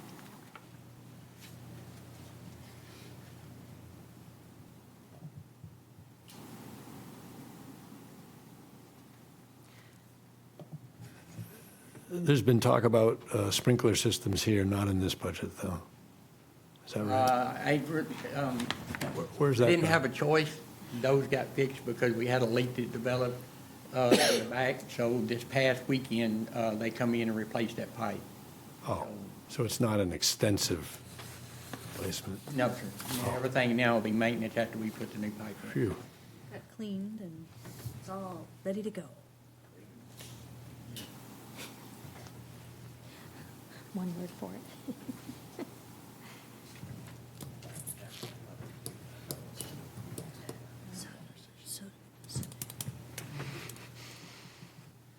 Maybe it is, but that's all we have. All right, any other questions? All right, we'll see you on Thursday. I will be there. Before Earl leaves, I just want to take a minute to recognize that he went from being the supervisor of highway, and in a few short years, now is responsible for engineering, solid waste, buildings and grounds, highway, and he is doing an absolutely phenomenal job. So thank you. You want something now? He's going to need a bigger hat. I am going to make one comment, which she said that, because I do want the council to know. I understand taking trees down is a very public thing. Believe me, I do not want to cut any tree that I don't have to cut. It's not something that we want to just go out and cut. And the reason I'm bringing this up, me and Sophie was looking at the skate park, oddly enough, last week. And Mr. Rosengren come to me, we're going to plant 4 pin oaks where we took the trees down here, but we're also replacing 2 trees on Depot Street. And pin oaks are the same little trees that we have out in front of the building. So, yes, we have to cut some trees down, but I'm putting them back up as fast as I can. Thanks, Earl. Thank you, Earl. All right. Back to our agenda. So now we're going to discuss update on commercial leases. So that includes the lease at 3 South Freeport Road, which is Dunning Boatyard, and also an elevator repair at 55 Main Street. Sophie? So did you notice how fast Earl ran? I know. Earl, you're not staying for the discussion about Dunning and Bartol? Yes, I am. So Eric, do you want to kick this off, or you want me to? Sure. So this, we put this on the agenda for municipal facilities because the 1-year lease for Dunning Boatyard expires at the end of June. And we wanted to make sure that it was on everyone's radar for any potential renewal. So the lease essentially states that before the end of the lease, if the tenant wants to renew, we need to have a proposal for that renewal.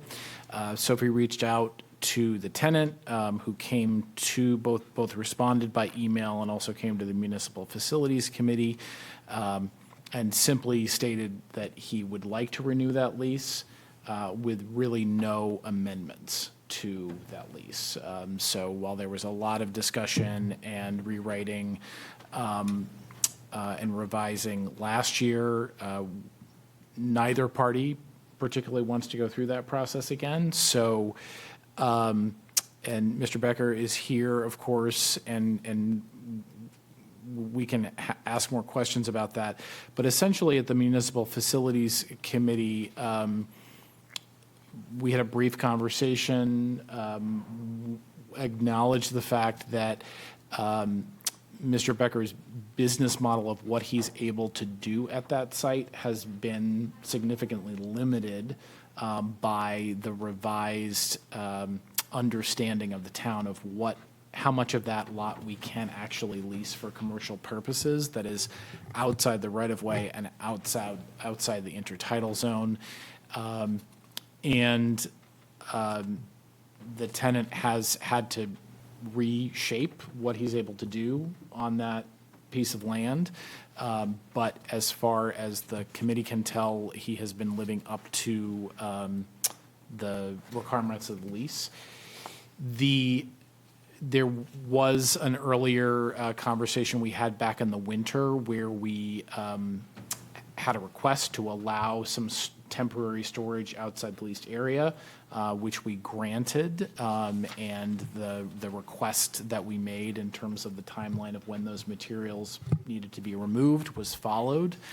I think the piece that we are coming to you for is certainly to get a sense of the council about your desire for us to go back into a renewal process and to direct the manager to do that. But the other acknowledgement of the fact that there is a fair amount of deferred maintenance on the building that would really, if we were going to in good faith renew that lease, we would need to have a plan for how we were going to do that. And Sophie can probably say more, or Earl, about that piece.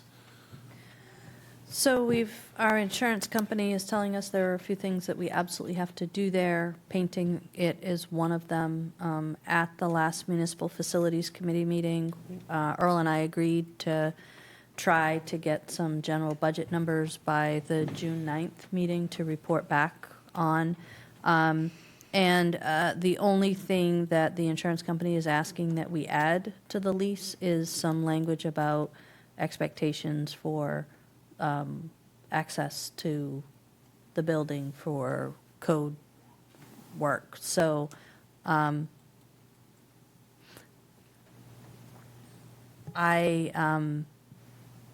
I think. it- Access by town staff to inspect code Yeah, compliance, so- that kind of stuff? Okay. Yeah, they were concerned that we didn't have a more regularly planned, so twice a year.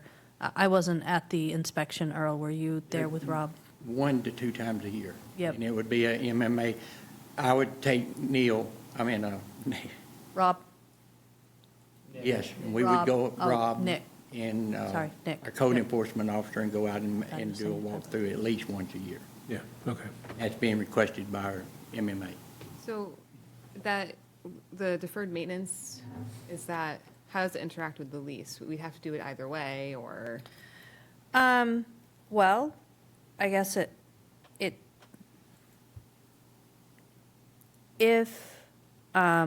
think we need to get in there and look at what needs to be done. If it's as simple as it needs to be painted, then we can figure out how to get it painted and get a budget for that. If there's a bunch of work that has to be done that's going to take that building out of commission for any length of time, if I were Mr. Becker, I would want to know that before I signed an agreement saying that I would stay there. If we're saying, stay, but based on what we see, you're going to be displaced for 3 months, that kind of thing.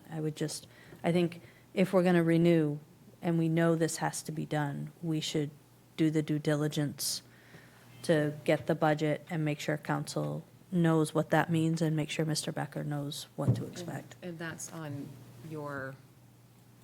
that's for the June 9th.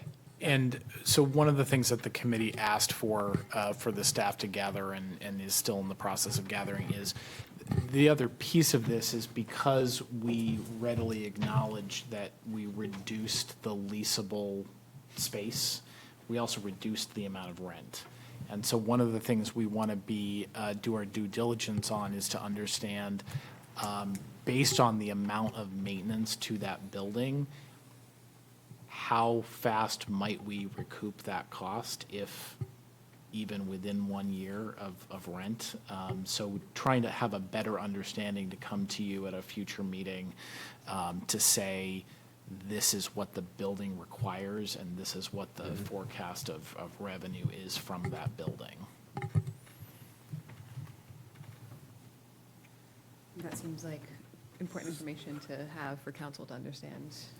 Yeah, is the other option to take the building down? Is that what you're talking about? Or are we going to have it there forever regardless of what?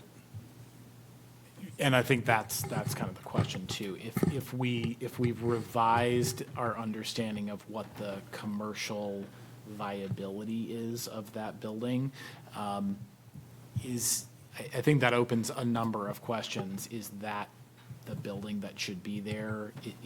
Are we interested in putting a different building there that would be have more capacity for a similar commercial operation?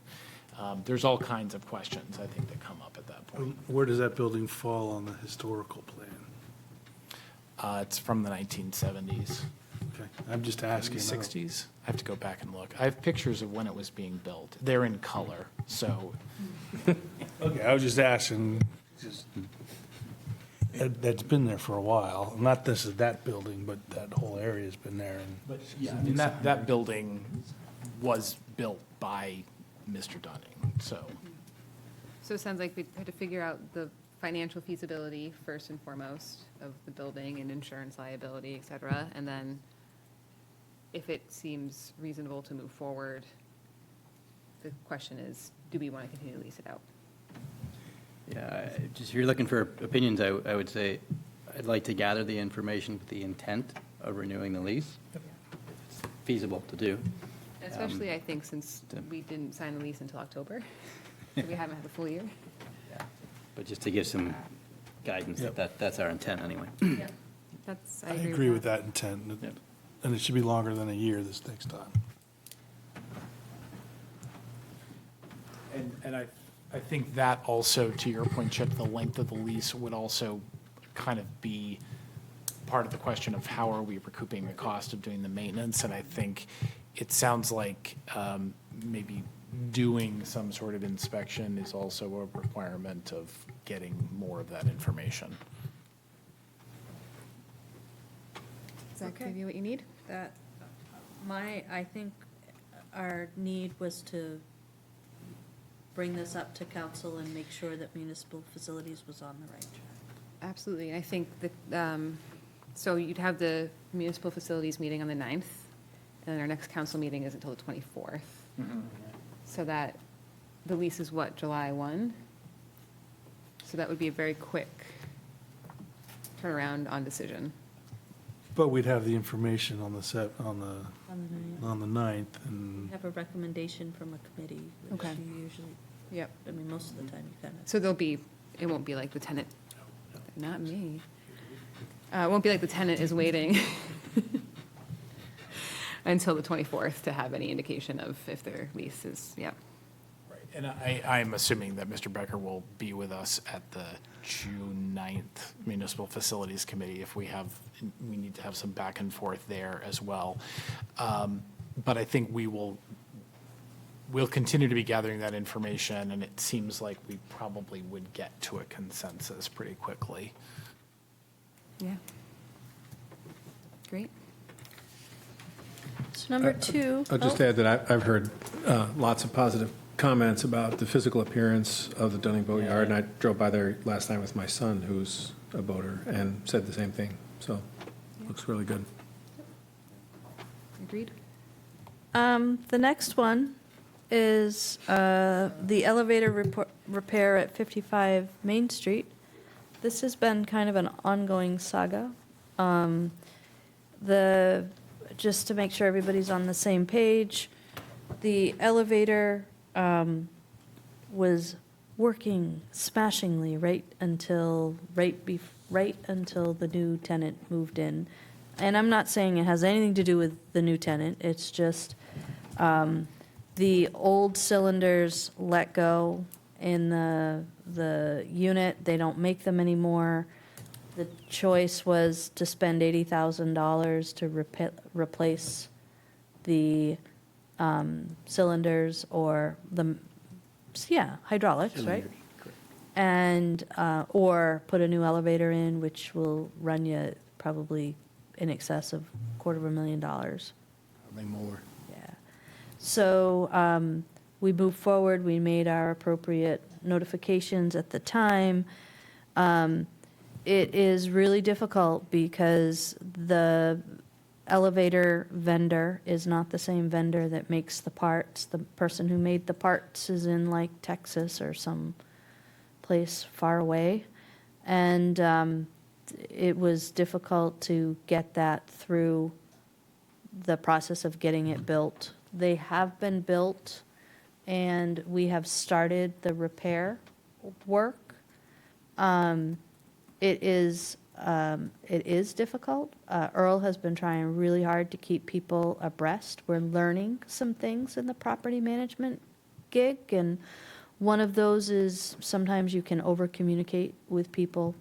So we're learning to keep things a little bit looser with folks until we have definite timetables, because between the builder and the division of TK that plans, and then the division or the operators that clear things out and demo things so that new items can be put in, and the division that puts the new things in, the timetable is constantly in motion.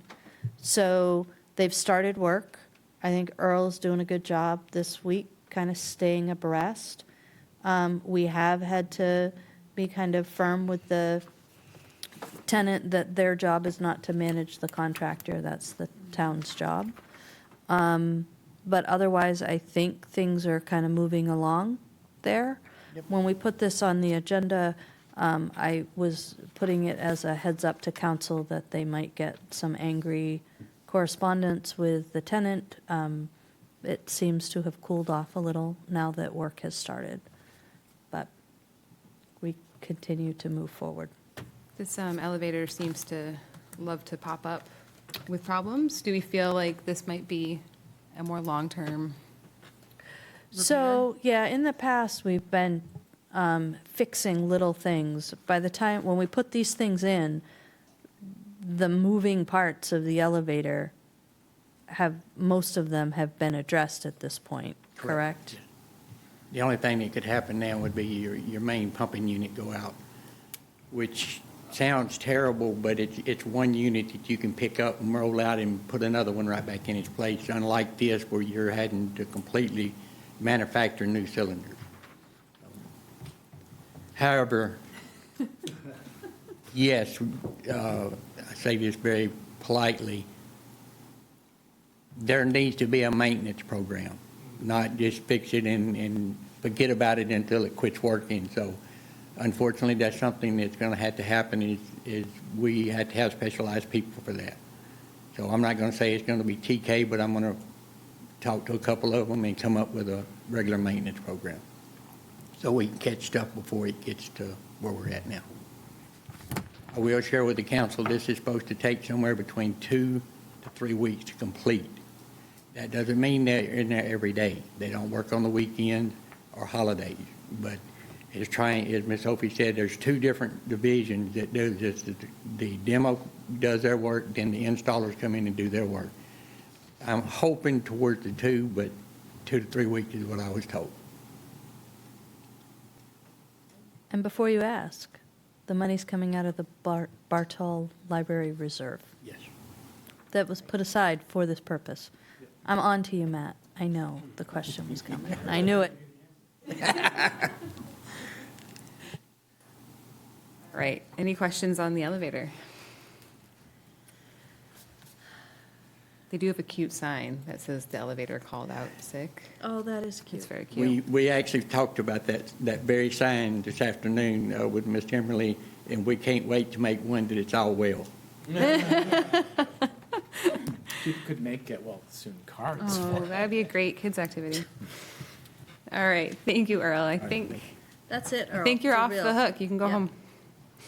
All right, next up, and our final item is the annual council goal discussion related to what we had workshopped in January. Sophie's also incorporated the FSAB goals that they had brought and also the housing committee recommendations that we've been discussing. So, before I get Looks great. flashed again.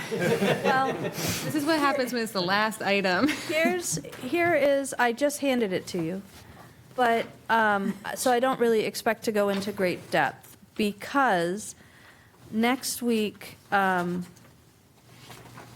Brett is going to be here with the work that you have asked for, where you line in all of the, I think we're calling it how to, the implementation of citizen planning efforts or something like that. So that takes in a lot of your land use and housing discussions. The information that I had from them from back when we started our efforts to do what you want to do was, you should have it, yep, was a little outdated given our most recent conversation. So what I kind of thought is we go through that process and then embed a general timeline and goals with that, or a link to the Gantt chart, because I've seen the Gantt chart. You're going to love it, of course. It's Brett, so there will be a Gantt chart. The other thing that FSAB came and they gave you this, Chalmers, if you wish it. They was their gave you proposed their goals. proposed, and we never talked about what of this you wanted to incorporate. Are you comfortable with incorporating all of their proposed efforts? They're looking for some guidance from council. I believe, wasn't there part of it that was, we had reference to the ordinance committee, ordinance-related goals? You talked a little bit about that. Are you comfortable? Well, no, because it just got done. So the trees ordinance, the open space access plan would probably be something that would go to ordinance committee, even though it's not ordinance, because it's a bigger policy that we would dive into. Would that not come somehow related to the comprehensive plan? Is it somehow related to that? So what we said was that every year you and FSAB would communicate about what the top goals would be for FSAB Yeah. to do. No, I'm just talking about the open space plan. That, I mean, we have it from 1999. Yes. But I'm just wondering if I'm just wondering why it's an ordinance committee thing. So Guess I that's think, my question. taking a step back, I think, so FSAB is waiting for direction from council on what to work on and what to not. The ones that were related to adjusting or updating any ordinances, we were going to refer to ordinance committee to discuss which ones, if any, we wanted to prioritize to give them that feedback we can start engaging in that process. And then there were the other goals that I think we need to provide council input on preference. Am I looking at their sheet from February? Yep. The only item I think they're recommending that has FSAB in the responsible column would be the last one about the public education and outreach campaign. So are they asking us, is this what we should work on this year? So, Or is yeah, am I missing so something else? that's on there. They also want to review municipal ordinances. They've picked out some site plan with regard to zoning ordinance, which would be a planning board initiative, have to go to planning board. But pesticide ordinance, tree ordinance, construction, demolition, waste, recycling, and reuse ordinance. And they also want to tackle the update to the town's anti-idling policy. The bullets below the table is Yep. what I missed. Joanna, if you were looking for feedback from the council of what they should focus on, I like the two on the front page, I think are probably on the front page for good reason, but those two stand out to me. I'm concerned about legal ramifications if we try and discuss an ordinance doing something with trees on private Right. property. Yeah. I think that's like, 440 kilovolt line we can just put both hands on. So I think it's not a bad idea at all to have some discussion about encouraging trees on, right-of-ways and public property and such like that, but I don't know where we have any foundation to talk about what to do on private land. So the tree task force, which sunsets at the end of next month, has a bunch of work that they are ready to hand off to the ordinance committee. Some of it talks about private property, which I think lots of people, counselors and staff have expressed some concern about. But talking with co-chair Mandy McPherson earlier this week, if we can get to a point where we can create in our ordinance that notion of public trees and that we will regulate public trees and have standards for public trees, which I think we kind of sort of do in some ways already, that would allow us, that's the last piece that we need to qualify as a tree city, to put our application in to be a tree city with the Arbor Foundation. And I know that's a high priority for FSAB. So I think the thought would be those tree ordinances that they have, take the work that they've done, work on them at the staff level, get some guidance from the ordinance committee, and then bring them back to staff. They need to be reformatted in some ways, and there are elements that I do think council probably will want to rework a little bit in committee. But there's a lot of work that's already been done there, so it shouldn't be a super heavy lift, a medium lift.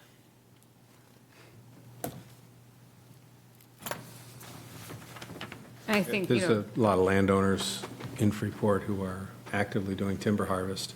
Yep. Oh, yeah. The landowner directly behind my house being one of them. So, And I think, the first one with Complete Streets, that's woven into everything we're doing, I think, at this point. Yeah, we need to start doing something with it. So.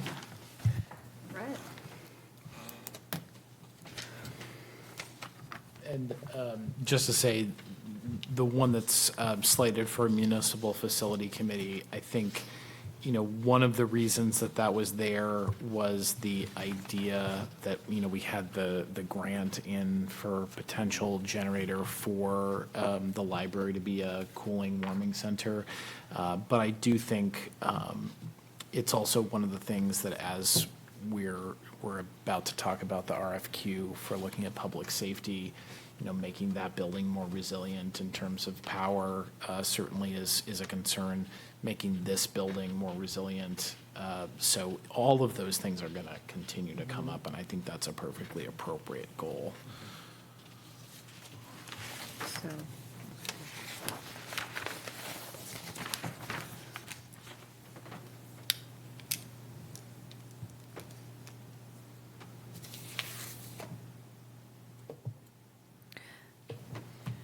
So, I'm wondering if it would make sense for you, if you look at the steps I've kind of outlined with the other items of council goal. There is that land use, planning work, ordinance rework that is empty right now. And the reason that's empty is because you're going to get a lot more information about that on June 3rd. So what I'm wondering is if it makes sense for you to look at all of this, look at the climate action, look at, you're going to get a sense of the staff lift that's going to come with the ordinance and planning work, the implementation of the plans work, if we shall call it that. And then perhaps we could have some more conversation at the end of the June 3rd meeting after the planning discussion, and just if there are things that you don't like in the draft, that you think we're going in the wrong direction, then we can take that out, and then we can reformat what you like about the planning effort coming back at you and put that in, so that we will have in one document all of the information for staff to be able to look at, and you around, here are all the steps we're taking to actually work through these projects. Kind of, sort of.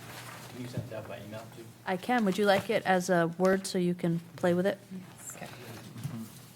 So say that again, the goal is essentially, I'm envisioning, because we're talking about them, giant Gantt chart of.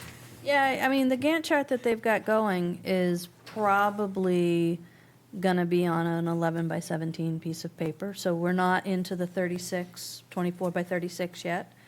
Sorry, man. And I think we are having an initial conversation with John Egan is representing the Housing Committee, right, on Thursday? And Sam Capella from the Planning Board, because we, number one, want to make sure that we're bringing in those recommendations the right way and trying to plot a path forward. You're going to hear something that we would like to kind of move forward at a town-led effort that should open up some development opportunities short-term for housing. The number 8. Yep, the number 8. The number 8 recommendation from the Housing Committee, if you remember that. So my thought is, I wanted to get this to you now. I knew we were going to be tired. But I thought if I gave it to you now, you'd have it, you could look at it and give good feedback, either up to or during the discussion on the 3rd, so that we can turn around an actual document so senior staff and the council are on the same page. With little steps, so you know when we've blown a deadline. All right, so we'll bring this back up for review at the next meeting. And I'll make a motion to adjourn. Second? all in favor? Yeah. You never worry about that one.